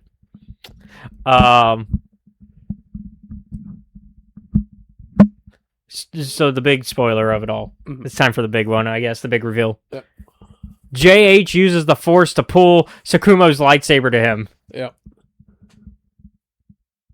And they're like, "Oh, we're good. We're good, actually." Yeah, you know what? Didn't know you could do that, man. He's like, "Neither did I till now." Yeah. And they're like, "You know what? Actually, we're good. We're good. We can go." One of the squad members is like, turns to the captain. He's like, "Hey, shouldn't we do something about him?" And he's like, "Nope, we're good. Nope, the Jedi's dead. Nope, nobody said anything about us having to deal with the droid. We're good. We're going home. We've already spent too much time here as it is." They're like, basically too much paperwork is the excuse here. They're like, "But sir," I said, "Drop it, Corporal." So they just dip. Honestly, if I was in their situation, I'd be like, "Fuck this! I'm not dealing with it." I would do the same. Mm-hmm. If I just saw a droid, who, as far as my knowledge goes, droids can't use the Force. If I just saw him pull this, something is wrong here. But also, this is not the first time in Visions that droids have used the Force. Yeah. We've been doing it since Volume 1 of that show. We good. With Toby. Mm-hmm. Good old Toby. Good old Mega Man looking. With his Dr. Light Jedi master. I think we made that joke when that episode came out. I was like, this is just Mega Man, but with the Force. And if Dr. Light was dead. Which I guess he does. Dr. Light does eventually die in the Mega Man series, depending on if you're playing Legends or X or Original. All right. I think the X timeline he's dead already. So what you giving this one? I give this a strong 8. I'm about the same with it. I want a volume. I'm actually curious about a volume 2. I kind of talked about that with you. We didn't go into depth about it though. I was like, I just presented that I would like to see a volume 2. I think you said similar, that you were kind of like I wouldn't be opposed to it, because I would like to. I think now we've opened the door. Let's see what's behind the door. Let's see what happens when we have a really interesting character in this JH character as now he's taking on the mantle of a Jedi. He's still dealing with, because I don't think he has decided he's a Jedi. Still. I think he's just decided that he's at least the defender of these two droids. Because at least that's what I take out of it. We also do see him, like, save a new droid coming into the droid paradise. I kind of want to see how the droid paradise works. Or at least how it ends up. Yeah. If the Empire... Sorry, audio listeners. If the Empire fucks it up, essentially. Probably. I could see this running for at least 2 more volumes. I don't see anything past the 3rd. Yeah. It's a quick read, which is why we ran over it so quick. It's very quick to... I did it in like an afternoon. Like, literally, I was making sure you had your copy as I was reading it. I was reading it and making your copy, and then I sent you your copy after I'd already finished reading it. I read it so quickly. So, surprise thing we're talking about. Yeah. Hyperspace Stories, the Bad Batch Rogue Agents. My boys are back. The boys are back in town. And they're still after that secret weapon. Yeah. Because there's a super weapon on the field. And they have to find it, bring it to the Republic, and also probably bring the scientist with them that it created it. They run into a group of clones who are also looking for the scientist, because they run into them and they're like, "What are you doing here? What are you doing here? What's your name? What's your name? Tony." Well, fuck you, Tony. That's essentially the vibes. You're Regs. You're Clone Batch 99. You suck. You suck. But they basically Tech finds out, hey, I overheard y'all saying you were looking for a secret lab entrance. I found it. Which means we're both after the same thing. Because we were also looking for this. Something strange about this. Why would you send 2 units of clones? Especially for the kind of missions that we do. Yeah, like, you sent the Bad Batch. I don't think you need a second set of hands. Yep. And they're like, I don't know, High Command is being weird. And so... They're like, well, who'd you get your orders from? I can't tell you. What about you? Well, I can't tell you. Yeah, so they do that. And Hunter is like, hey, Tech, go back to the car and do a Google search on these guys. Yeah, let me get their names, because I wanted to make sure I had the names of the other clones. I forget the commander's name. He's really the main one. I remember Rice, because that was a weird name. Oh, it's Rice? I thought it was Hank. There's Hank and Rice. Rice. Hank is also interesting to have in Star Wars. We got a Hank. I immediately just thought of, like, Hank, Rice, Charger, Cole. Cole is the commander. Commander Cole. That's a good commander name, by the way. Yeah. Commander Cole. And then Laszlo is the scientist they're looking for. They're looking for Camp Laszlo. Where is he? Where the fuck? But yeah, so Hunter sends Tech to go back to the ship, enter the Republic database, look for these clones, because they're like, we have never heard of these guys. Well, there's a reason. Yeah. So Tech pulls up the big... Meanwhile, the rest of the team is going onto Cole's ship. Yeah. And Tech is like, well, I can't find shit about them. They're not in the regular internets. Yeah. Let me look into the dark web. Yep. Let me see. Well, even regular clones are in the deceased files. Yeah. But they're not in the deceased files. Which is why Tech just decides, I'm going on the dark web. Yep. Oh, fuck! Yeah, you should never go on the dark web. Hunter? Get the fuck out of there. What you talking about? Well, I'll explain when you're safe. And then about that, Cole's like, oh, you know what? Jig is up anyways. Shit, they found out. All right. Well, time to put you into a little jail cell. Yep. They're like, we're gonna get out of this, right? Maybe, but I got a Rancor in there with you. They're like, who puts it? All right. Rancor fight, which Wrecker kind of likes, but is also like, damn it, I don't want to do this. Yeah. And then, like, I want to play with the big bulldog, and they're like, we are going to die. and then Wrecker of all people's like, hey, I got an idea. What if we went into space? What if we smashed a hole? We smash hole in ship. We get out. Everyone, cool idea, Wrecker. I guess it's our only idea. Oh, fuck it. Hey, Tech, you're outside, right? Tech. I'm pulling the car up now. The car around, yeah. So thankfully, Tech is there. And I love that. I kind of feel bad for Cole's team because, like, yes, they're the bad guys. They're the antagonists. They're not. Let's be honest. If they handed this to the Separatists, yeah. Then again, it's a good thing nobody gets it. Yeah.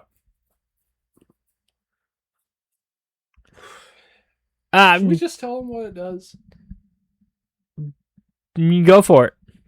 Because we see it at the start of in the first couple pages. So what this device does, if my memory is correct, is that it wipes out all vegetative life on a planet. Yep. For those of you who do not know what the word vegetative means, that's your farmland. Yeah, it gets rid of all like crops and plants. That's your food. You may, yeah. That leaves only hunting and fishing. Yeah. And guess what happens when the animals don't get nothing to eat? That means there's no hunting or fishing either. And if that doesn't happen, what happens to you? There's no you. I don't know why I'm talking to our audience like they're a child. No, but I got to have a little fun with how to emphasize the point of this thing was really fucking bad, actually. So that's what it does. Yeah. Not what it was built to do, as we learn at the end of this, but that's what it does. So if either side of this got it, war crimes would be committed. Well, more than the ones that have already been committed by Obi-Wan, who's giving false surrenders. Yep. Yeah. Thank God there's no Geneva Convention in Star Wars. There's the Yavin. Yeah, but there's the Yavin Code. We've gone over it. Those don't count. Because even Obi-Wan mentions the Yavin Code because he's like, oh, well, you got to feed our prisoners. That's covered. Yeah, but that's not... Feeding prisoners is covered. Not false surrenders, though. The Yavin Code is in the episodes that were not aired. Then what's the one he mentions in the movie? He doesn't mention any particular code because the prisoners have to be fed. Which implies that there is a code for that. We just don't know the name of it, I guess. That's fair. Now I'm looking it up.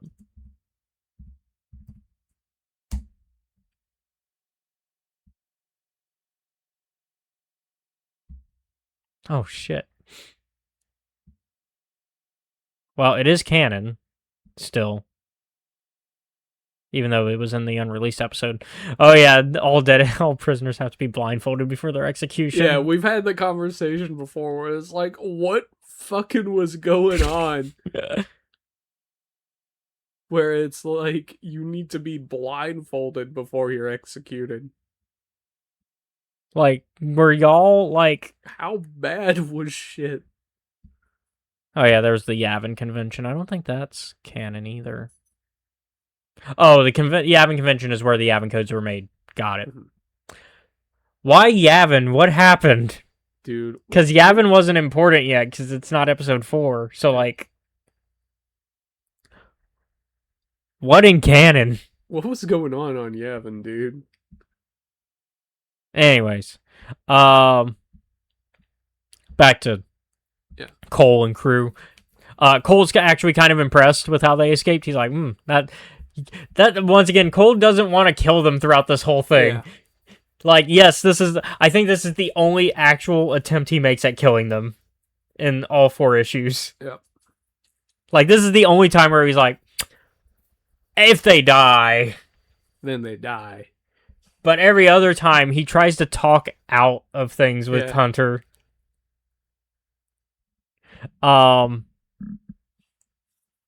This is a fucking Metal Gear game. That's what this series is. It's the Dirty Dozen meets Metal Gear. And specifically, this one is like 4. Yeah. This is Sons of Liberty.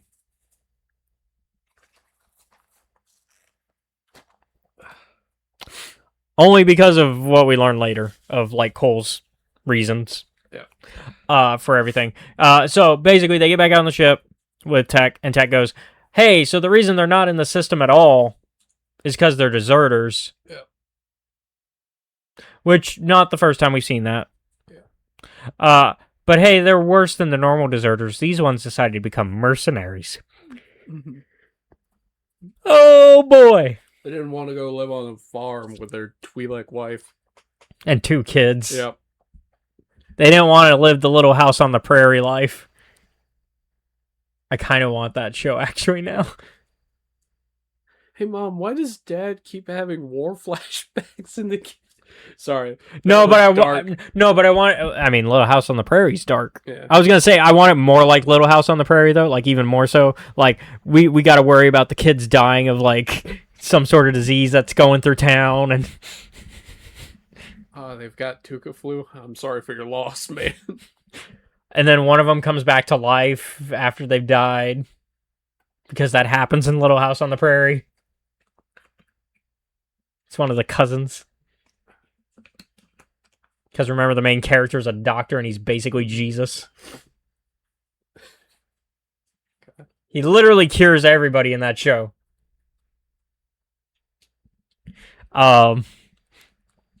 No, I kind of want that show though for Star Wars now. Give me Star Wars Little House on the Prairie.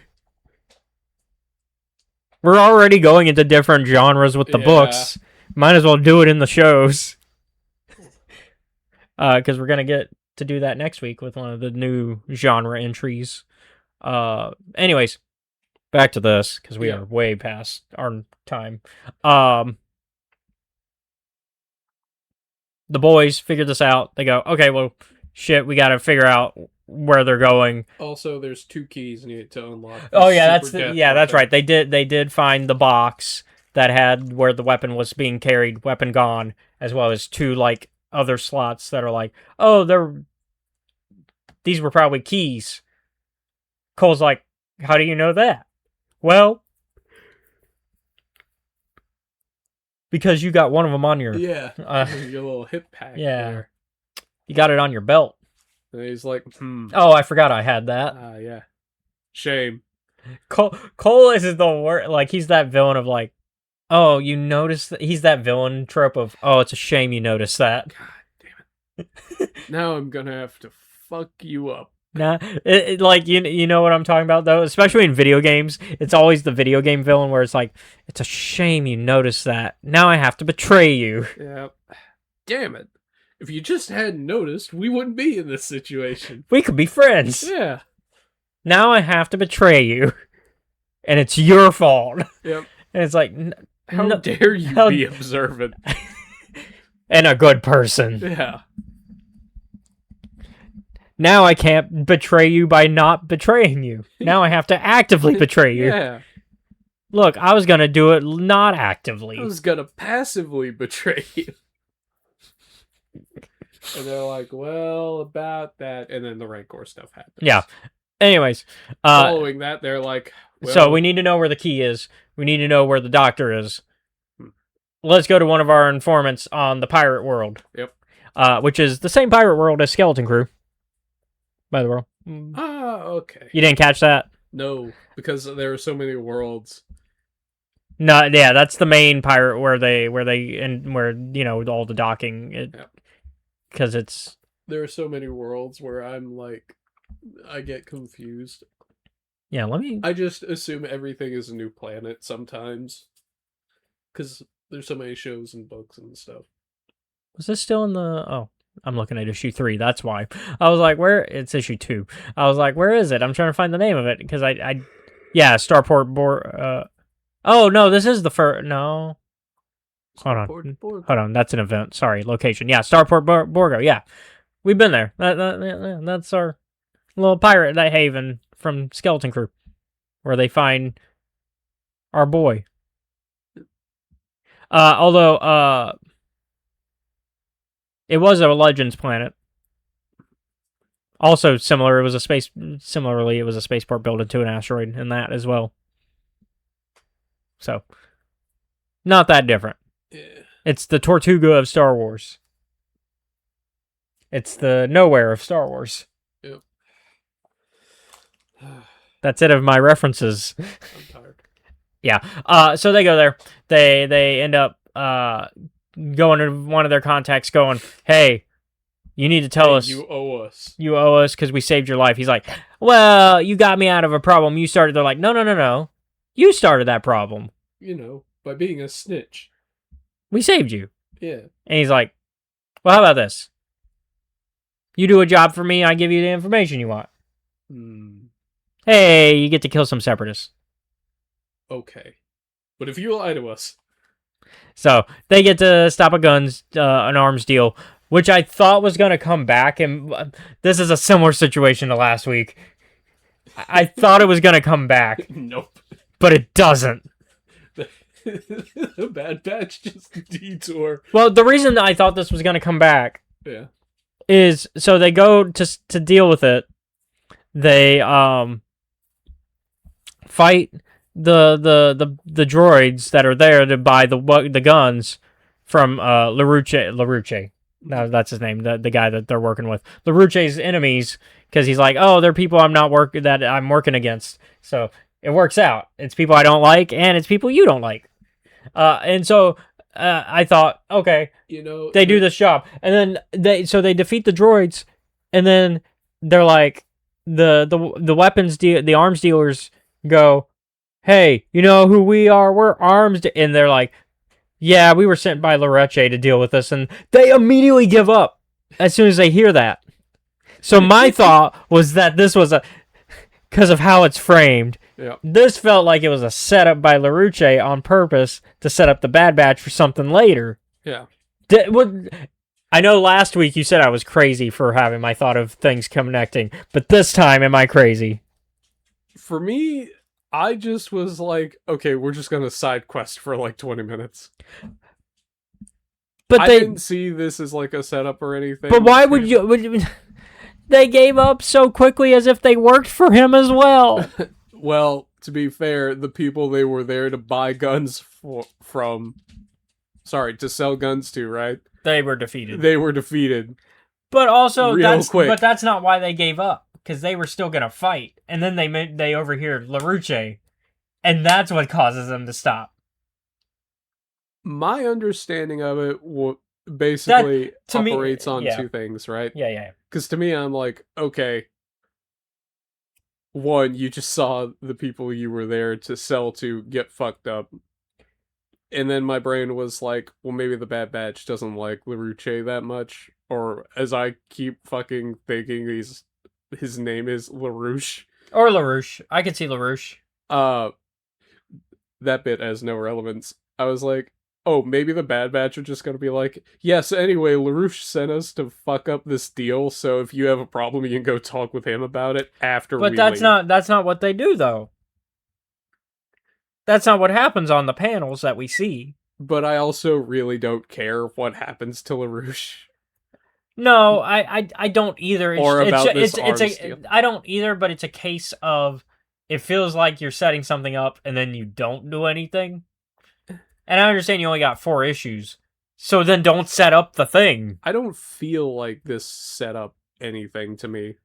To me, it does feel like we took 10 minutes. To me, it reads because of the way it's drawn. It's the way it's drawn that made me think this. It basically felt, because what you're arguing happened is them overhearing Vito Corleone sent us, and them going, well, we work for the other guy, but fuck it, we're gonna just give up, even though we have a big boss too. And that's what your reading of it is. My reading of it is, oh, we work for Vito Corleone as well, but these dumbasses don't know that. I mean, we have the files. We can just go and check again. Like, late as we already are, it's not gonna hurt. No.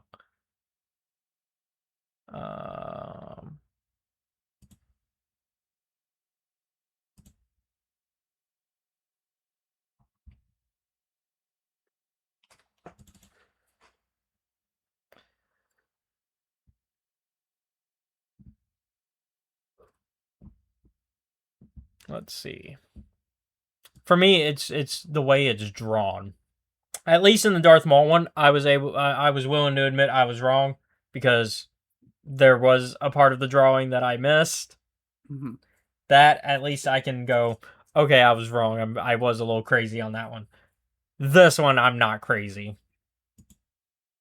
It's gonna be real funny if you being crazy happens 2 weeks in a row. I don't think that's gonna be the case this time. I will say while we're waiting for it to load. So also, I'm over here like I don't like LaRouche. I mean, I don't like LaRouche either, but I'm like, I was almost the reason I'm thinking setup is because I was thinking maybe LaRouche was playing both sides and was working with Cole as well. That's where I was. My brain was on that. And why I was thinking, oh, well, he's setting him up. He's going to give him some false information. They didn't really help him out. He just made them think they did. Simple bad guy stuff, right? Like something that could have been resolved in a 4-issue thing. Yeah, we're legitimate arms dealers. Take out droids. Take out droids. Okay. I still can't believe we're helping that pirate. Don't think of this as helping LaRouche. Think of it as fighting the Seppies. It's much better that way. Take out the last of the droids. And they go, wait. You're helping LaRouche? Yeah, we are. Got a problem with that? Nope, no problem at all. 0 problems. Like, immediately just... As soon as they hear it's LaRouche. Because they were still going to take them on before they knew it was LaRouche. To be fair, they did just watch them, like, fucking, like, murder. That didn't stop. Didn't stop this guy. But gets his... The only thing that stopped him... I mean, that's the only reason he stopped for that. I would assume, once again, based on the context clues of everything going on... A problem is highlighted. So they're like, we will just kill you if you say you have a problem with it. What do you mean? That's not highlighted. Is it not? No. That's flat. Also, comics are weird about what gets bold and what doesn't. Yeah. Because it doesn't always matter. Like, it's not always... Like, I've noticed in comics, like, the bold doesn't always mean emphasis. It sometimes does, but most of the time it does not. Like, right here, over. You're going to tell me that your time selling weapons to the Separatists is over? That's how I should read that? Yes. Sir.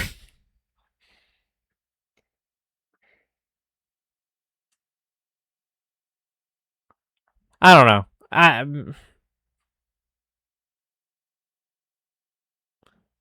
I've not always seen the bold always mean something. Sometimes it doesn't, but like... Anyways, the bold here is LaRouche, actually, which would actually, if anything, if we're going by bold words are important, that would emphasize my argument.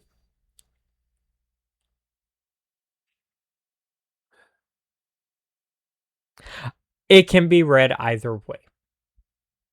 But I definitely am not crazy at the very least. It's just a case of a different reading depending on who's reading.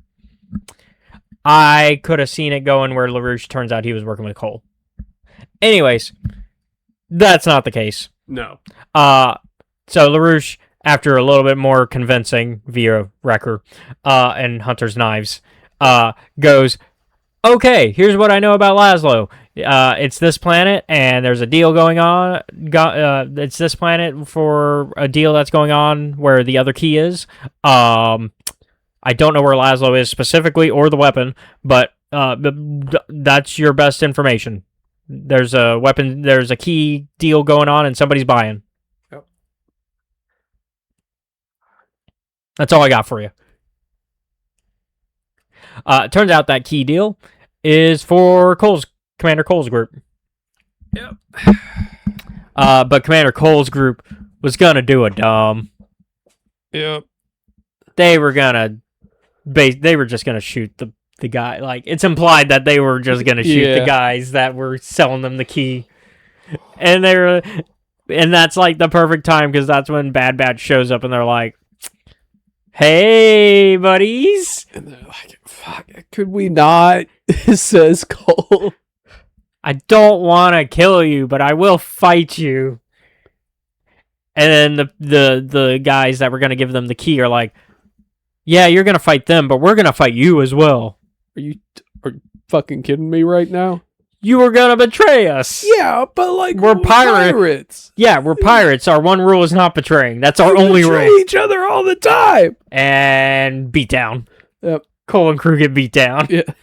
Meanwhile, they fucking just steal the key and run away. What a D&D party move. Yep. They're like, let's third party this. And yep. They Fortnited it. They were like, so they're going to fight. We're going to let them resolve that. We're just going to grab that key and get on out of here. Mm-hmm. And they do. Was it Tech that grabbed it? I think so.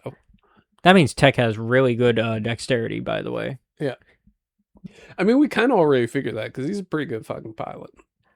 That's true. That man's got some buffs and dex and, I guess, intelligence. Yeah. Probably got an 18 in both of those. Yeah. Minimum. Crosshair's probably got dex, but not intelligence. No. Certainly not charisma. Wrecker put it all in strength. Yeah. He made intelligence and wisdom his dump stat. Mm-hmm. No, that's not true. I would give him wisdom. Yeah, actually. I would give him wisdom, but not intelligence. Yep. Intelligence is the dump stat, though. There is no intelligence there, buddy. Sorry, dude. Wisdom, though. Yeah. And some say that is better. Hunter is all dex as well. Yep. That's the problem in a universe where guns is going to be your main thing. Yep. But in Hunter's case, it's for his knives as well. Yeah. Also for his tracking, because dex and intelligence, a little bit of intelligence. I was gonna say probably wisdom. Or wisdom, yeah, wisdom. Dex and wisdom, not as much as dex and wisdom, yeah.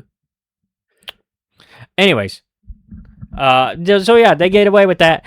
Cole and the boys are not happy about this. I'm like, fuck. They're like, okay, we're gonna call them and we're gonna make a deal where we're just gonna meet and we're all gonna be happy and we're gonna not beat each other up anymore. All right. Because right now you got a key, I got a key, nobody wins. But if you get both keys and you pay me for the keys, then everybody wins. Yeah. Hang up. And immediately we're like, that's a trap. Yeah. Yeah, that's a trap. Yeah, all right. Well, we know it's a trap, so we get to spring it. Yep. We learn that it's a trap because Aura Singh is involved. Aura Singh is like, also, is Aura Singh... Aura Singh just has beef with the Bad Batch. Yeah. I remember seeing her show up and I was like, she can't keep doing this. She can't keep getting away with this. I'm like, but at the time... But also, who else, right? Because Cad Bane is kidnapping children. Bosk, of all people? No. No. Bosk isn't reliable. No. He would fuck it up somehow. Embo would probably get the job done, but he wouldn't be able to communicate with Cole. Yeah. Imbo, what if I never talked? I have a dog. That's all I need and in a life. cool hat and a crossbow. Yeah, that's all I need in life. Those are the 3 things: my cool hat, my crossbow, and a dog. That's why I'm glad the dog and Imbo don't die at the end Yep. of Mandalorian and Grogu. Give me more. Give me more Imbo. Just enjoying life with Imbo is what I think, like, I think we brought this up at that point in time. Yeah. But I'm like, he is like where you should measure against as a bounty hunter. Mm-hmm. Like the standard good quality bounty hunter. Besides Django. Yeah. Like, Django is one of the like best of the best. To the point that, honestly, hot take, Boba never achieves that. I would agree with that. He gets close, but he doesn't ever achieve that. I would agree with that, but I don't think I've seen enough from Django to support that claim. I'm using what we know of Django in canon and what we know of Boba in canon. Mm-hmm. Unless we are not pulling Legends. Oh no, I'm not including Legends. If we include Legends, then Boba clears actually Django. Yeah. Boba becomes Mandalore. Okay. All right, cool. Legends Boba takes it in that case. Yeah. Not what I was basing anything on. Yeah. My thought was if we're going because that wouldn't, because I'm using also the Dark Droids arc flashbacks. I'm using the one shots with Django and everything. That's I think that's a fair analysis. And also I'm using the status that a lot of bounty hunters look up to Django with. Because even bounty hunters who hate Boba are like, your dad though. Yeah. Cad Bane stole. Cad Bane specifically stole Django's flow, word for word, bar for bar. Cad specifically is like, Boba, you could have been something. Your dad though. Yeah. Your dad was something. Your dad was hype as fuck, Boba. Yeah, I know, man. I got to be around it. Yeah, he raised me. For 10 years. Yeah. Which is more than you did with your son. And then, Boba, let's not talk about Legends. You are definitely not winning Dad of the Year. Probably not, no. Legends Boba is a problem. We'll get to that of like 20 years from now when we finally do Legends content. Anyways. Back. When we get done with this podcast. Yeah, Aura Singh. She just has beef with them. Yeah, I'm like... God. Yeah, there's nobody else they could send because... There's also no one else who would take a mission this scummy. Boba's still, what? Probably, well, not scummy, but like... I would imagine Boba's still in lockup and yeah.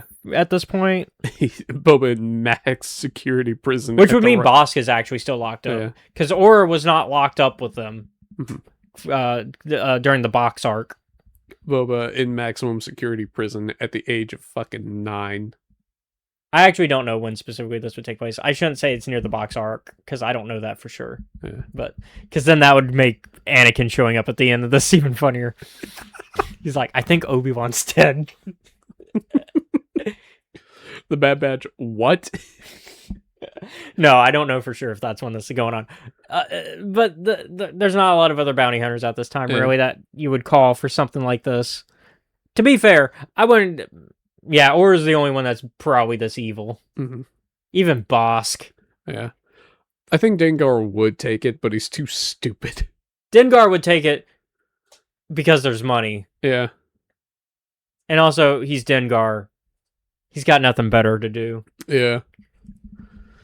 Nobody likes Dengar. Nobody likes Dengar. That's not fair. I know somebody that's tried to defend it before. I think you have tried to stop the Dengar hate before when I've been mean. You're like, you're being too mean to Dengar. Dengar gets what he deserves in every comic. He's goofy for a bounty hunter. He should have stayed. It's funny to watch him fail. He should have stayed on that icicle island that Boba left him on. Yeah.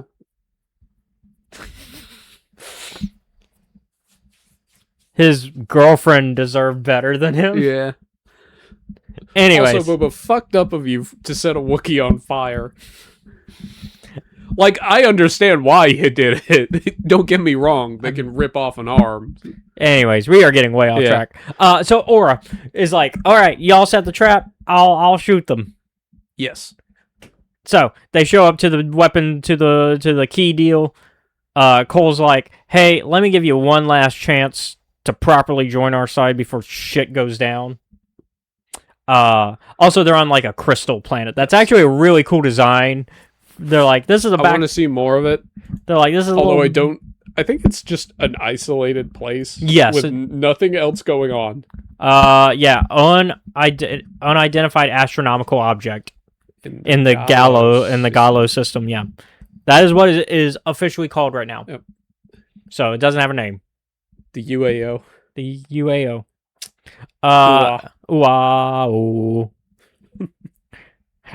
So they go there. Cole's like, all right, let me tell you what happened and why we deserted. All right. Our buddy Dirk died. His name was Dirk. Yes, his name was Dirk. My name is Cole. Yeah. And that's Hank. And Rice. I think the only one here with a normal clone name is Charger. Yeah, actually. But no. So Dirk dies. And this changes. I think Charger is called Charger because he always forgets his comm battery. Yeah. And so Rice is the one to call out everything, I think, in the flashback. I think so, yeah. Because Hank is kind of defending staying, sort of, but not. They don't care about us. Yeah. It's Cole, it's don't you get it? You've seen Toy Story 3. Yes. I immediately thought of Lotso when he's yelling at Baby and going, they threw us out. They made us to die. And it's just gonna be more of the same. I want to quote the line correctly. She don't love you no more. It's the Lotso. She don't love you no more. Now come on. And it's like, no, Cole. They didn't love Dirk. It's like, no, they don't love any of us. I don't care. We're just tools to them. But yeah. I don't know why I added a weird accent on that last But yeah, no. Shh. They only replaced you, Rice. No, they replace all of us. Yeah. No, so yeah, so their premise is essentially we're fuel for the war machine. We only exist to fight. So, hey, if we're going to do that, let's fight for what we want to fight for. Mm-hmm. Which is money. Yep. You guys should make the same choice. Join us. Rice is like, hey, why are we giving them this warning? Because as fucked up as they are still our brothers. Like, while we disagree, we still want them to join us. I don't want to kill them. Aura Singh is like, I don't have that problem. Oh, not yet. Not yet. First, Tech decides to go, hey, by the way, oh yeah, no. First they do announce, oh, explosives. That does happen first because they say no. They go, well, no. Oh shit. All right. Explosives time.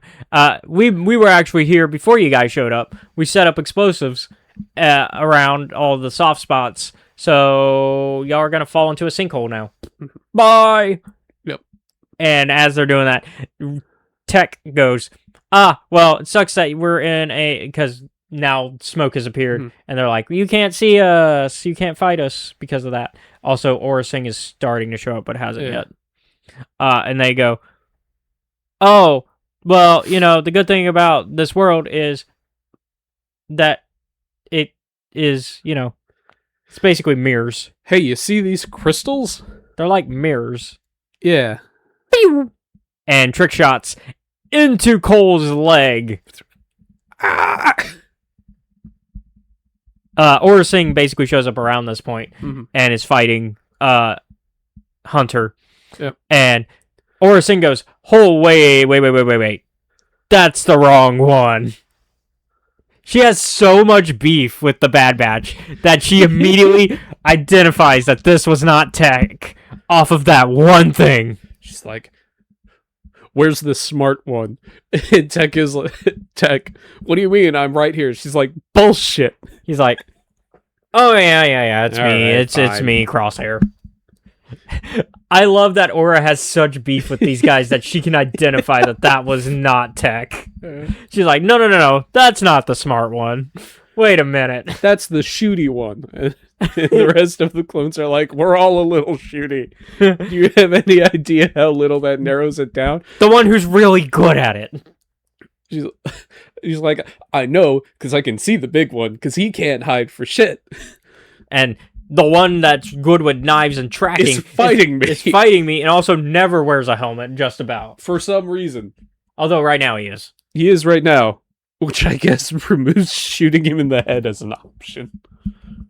But like most of the time he doesn't, so Yeah. like Because he's got... because he looks like Rambo. Yeah. He's gotta look like Rambo with his bandana. I guess we're lucky that Hunter never went full First Blood. There is a dark timeline Where the rest Omega of it- dies. Where Omega dies and Hunter just stops giving a fuck. Because I think in the novel for First Blood, going off topic again, isn't it his dog dying? It's something. It's like there's one last straw that the cops, like the small town cops do, and he's like, "Fuck it." I don't care anymore. Also, PTSD. Yeah. Anyways, so they fight. As it turns out, leaving people the fuck alone is harder than one would imagine. So anyways, our boys do not win this fight. No. But that's okay. That was kind of the plan. It turns out, Tech wasn't there because he was placing trackings beacons on the ships of Cole and Aura Singh. So that way he can know where they're going and know where Dr. Laszlo is and also where the keys are. Yeah. So they then are able to predict where they're going based off of the path, essentially. Yeah. And so they're like, "Oh, this is the planet they're going. This is probably where Dr. Laszlo's hiding. Got it. In that case, hey, something you should know.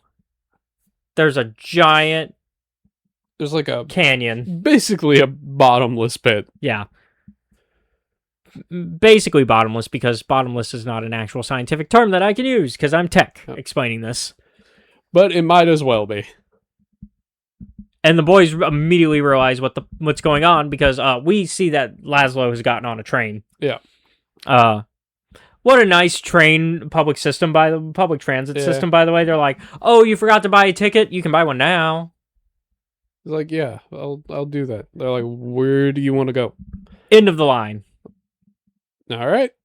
But what a lovely public transit system. Nice transit system. Because like America. any other public transit system would go, "Oh, get the fuck off. Yeah. We're tossing you, in fact. Get out of here." Hell, even the Polar Express, they almost made you believe they threw a kid off the train. Yep.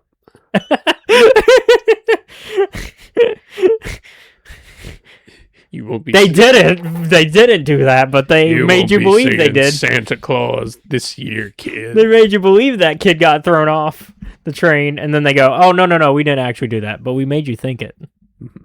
You were willing to believe that the Polar Express will throw a kid off a train. And that's enough. Suck, kid. Should have remembered your ticket. Meanwhile, this public transit system in Star Wars goes, "You can buy one now." I wonder what would have happened if Dr. Laszlo had no money, though. Then he gets thrown off the train, right? Probably. But anyways, his plan is to throw the weapon down the nearly bottomless pit. Mm-hmm. And the boys are like, "Well, the mission is to get the weapon. So I guess we better go get Laszlo, because we know he has it. And he's on. But also, we can't let Cole and Aura Singh get him first. So I guess we go after both at the same time?" Yeah. And man, Their timing. An all-out scrap happens on these fucking train cars. Well, also, poor Laszlo. Yeah. He gets threatened by Hank and Rice to basically they're gonna go full mafia on him. Yep. They're like, we're gonna break some bones. No, says Laszlo. Well, they said we're gonna break some things, but the implication is, yeah, we're gonna break some bones. Laszlo is like, are you sure you want to even use this, dude? Do you even know what it does? Cole's like, I don't care. I just want the money. I want the money. It's not about the morality. It's about the money. It's about the money. Thank you. It's about the money. Not the mess. It's not the message. So thankfully though, before any bones can be before Rice, because let's be honest, Hank is along for the ride. Rice is over there fucking salivating at the mouth. Rice is ready to pull up with a baseball bat and kneecap Laszlo. But before that can happen, thankfully, Wrecker pops in through the window of this train. Booyah! Pulls out Laszlo with the grappling whip, essentially. We're gonna borrow this scientist. So long, Yoink. and thanks for the scientist. So they go away, and the boys are like, well, Cole's like, well, get them. All right, fine. Actually, before that, they do see the boys before that at the top of the train. Mm-hmm. I skipped that part. Because once again, Cole's like, I don't want to fucking kill you guys. Yeah. Cole and Hunter have a knife fight on top of a train. Cole's like, look, we're just gonna blow up the cart so you guys can't follow us. They're like, no. Well, we did it. Then we get to Rice ready to kneecap Laszlo, and Laszlo getting saved. And so the boys are like, well, he knows we're coming. Let's just be really loud. Yep. As the distraction. Because underneath the train, Tech and Hunter or Tech and Crosshair are hanging out underneath because they expect Hunter and Wrecker. Mm-hmm. So Hunter and, like you said, Cole, they have their fight atop the train. Mm-hmm. Wrecker is the distraction as Aura's like, all right, well, you need to go after them. And then Wrecker shows up to be loud and be like, he's like, I'm here to fight you guys. And then Tech's like, all right, I think they're right above us now. And all right, got it. Crosshair's like, okay. Pew, pew, pew. Those were warning shots. I will kill you next time, said Crosshair. Because while Hunter and Cole have no qualms with killing, or have qualms with killing, I have none. Yeah. Rice, I also have none. Rice Hank and Crosshair, like, we don't give a fuck. Hank is only now at this point. Hank is like, I'm tired of this shit. Charger is like, I'm fucking fighting Hunter. God damn it. Yeah, I'm already in the middle of some shit. And so they eventually, meanwhile, Tech's like, ooh, what did I find? I found something down here. Oh, shit. Aura runs away, as usual. As Aura always. will not be getting paid for this job. I think she's used to that, though, to some degree. How do you keep getting jobs, Aura? She has killed people. We've seen it. Yeah, I guess that makes sense. Like, she's good at her job. She's good at, like, execution missions, but not search and retrieval. Yeah. Or assassinations of senators. No. Even when thought dead. Yep. Ugh. That's the only time though an assassination failed on her watch. Yeah, I think so. But yeah, so she's like, I'm just out of here. Bye. I'm gonna blow up things so that way y'all don't bother me. And the boys are like, just let her go. They're like, but we should stop. Let it go. We'll deal with it another time. Tech, also trying not to give away that he has what they need, is like, we got priorities. Don't worry, we're good. So they managed to defeat their clone brothers, and they eventually go, all right, now let's talk to Laszlo about what's going on here. Yeah. Laszlo, so I made a thing that didn't do what I was hoping it would do in the slightest. I was actually trying to do the opposite of what it does. I was actually trying to, well, no. He doesn't actually tell us what his original thing was. Yeah. No, he doesn't. Tech says, hey, you built a thing that destroys vegetation, which means you know how to do the opposite. Mm-hmm. I don't think that's how science works, by the way. It is not how science works. This is some... I'm almost as mad as Laszlo as I am at Wendell Tully. But like at least Laszlo didn't work for an explicitly evil organization.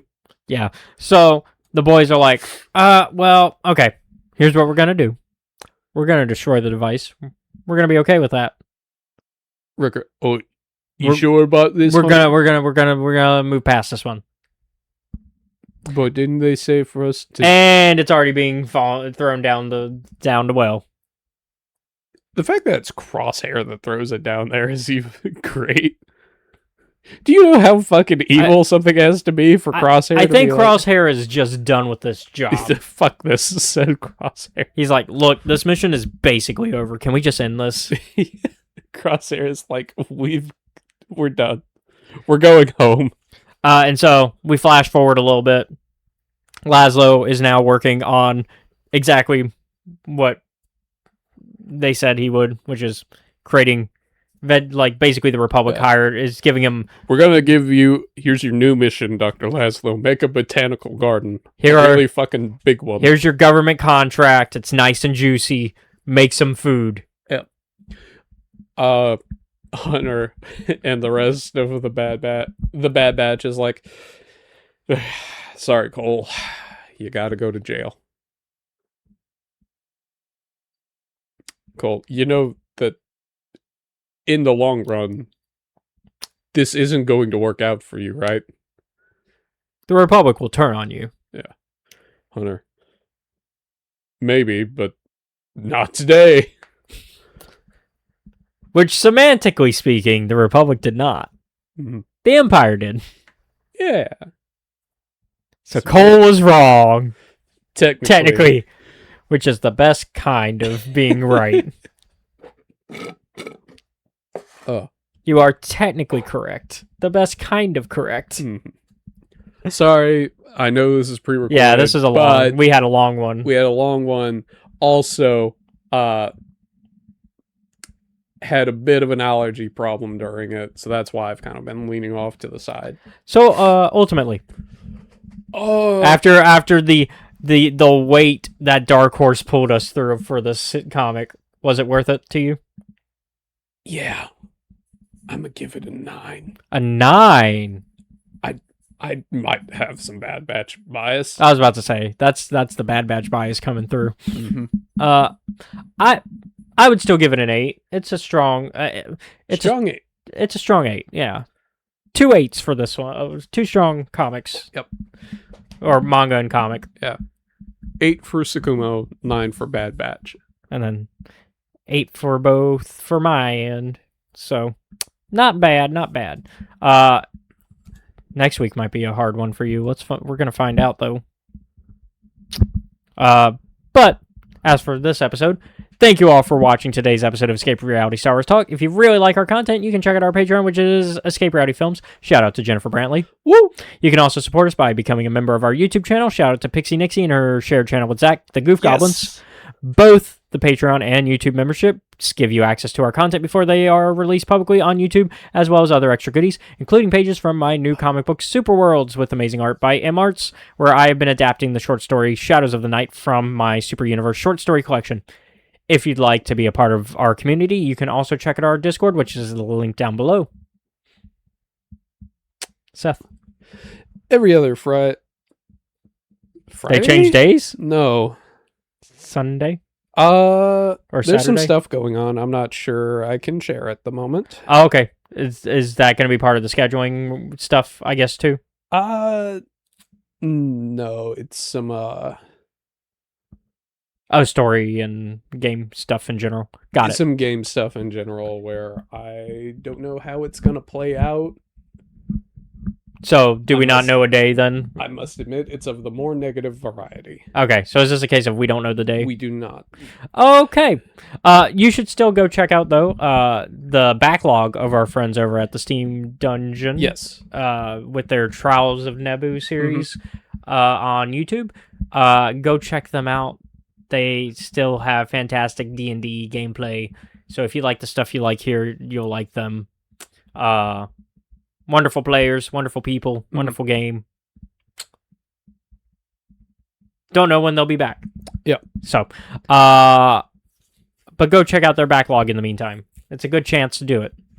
Yeah. Once again, thank you all for watching. Join us next week for one I'm actually kind of curious to see how it turns out. Yeah. Eyes Like Stars. I've spoken. Y'all be safe out there.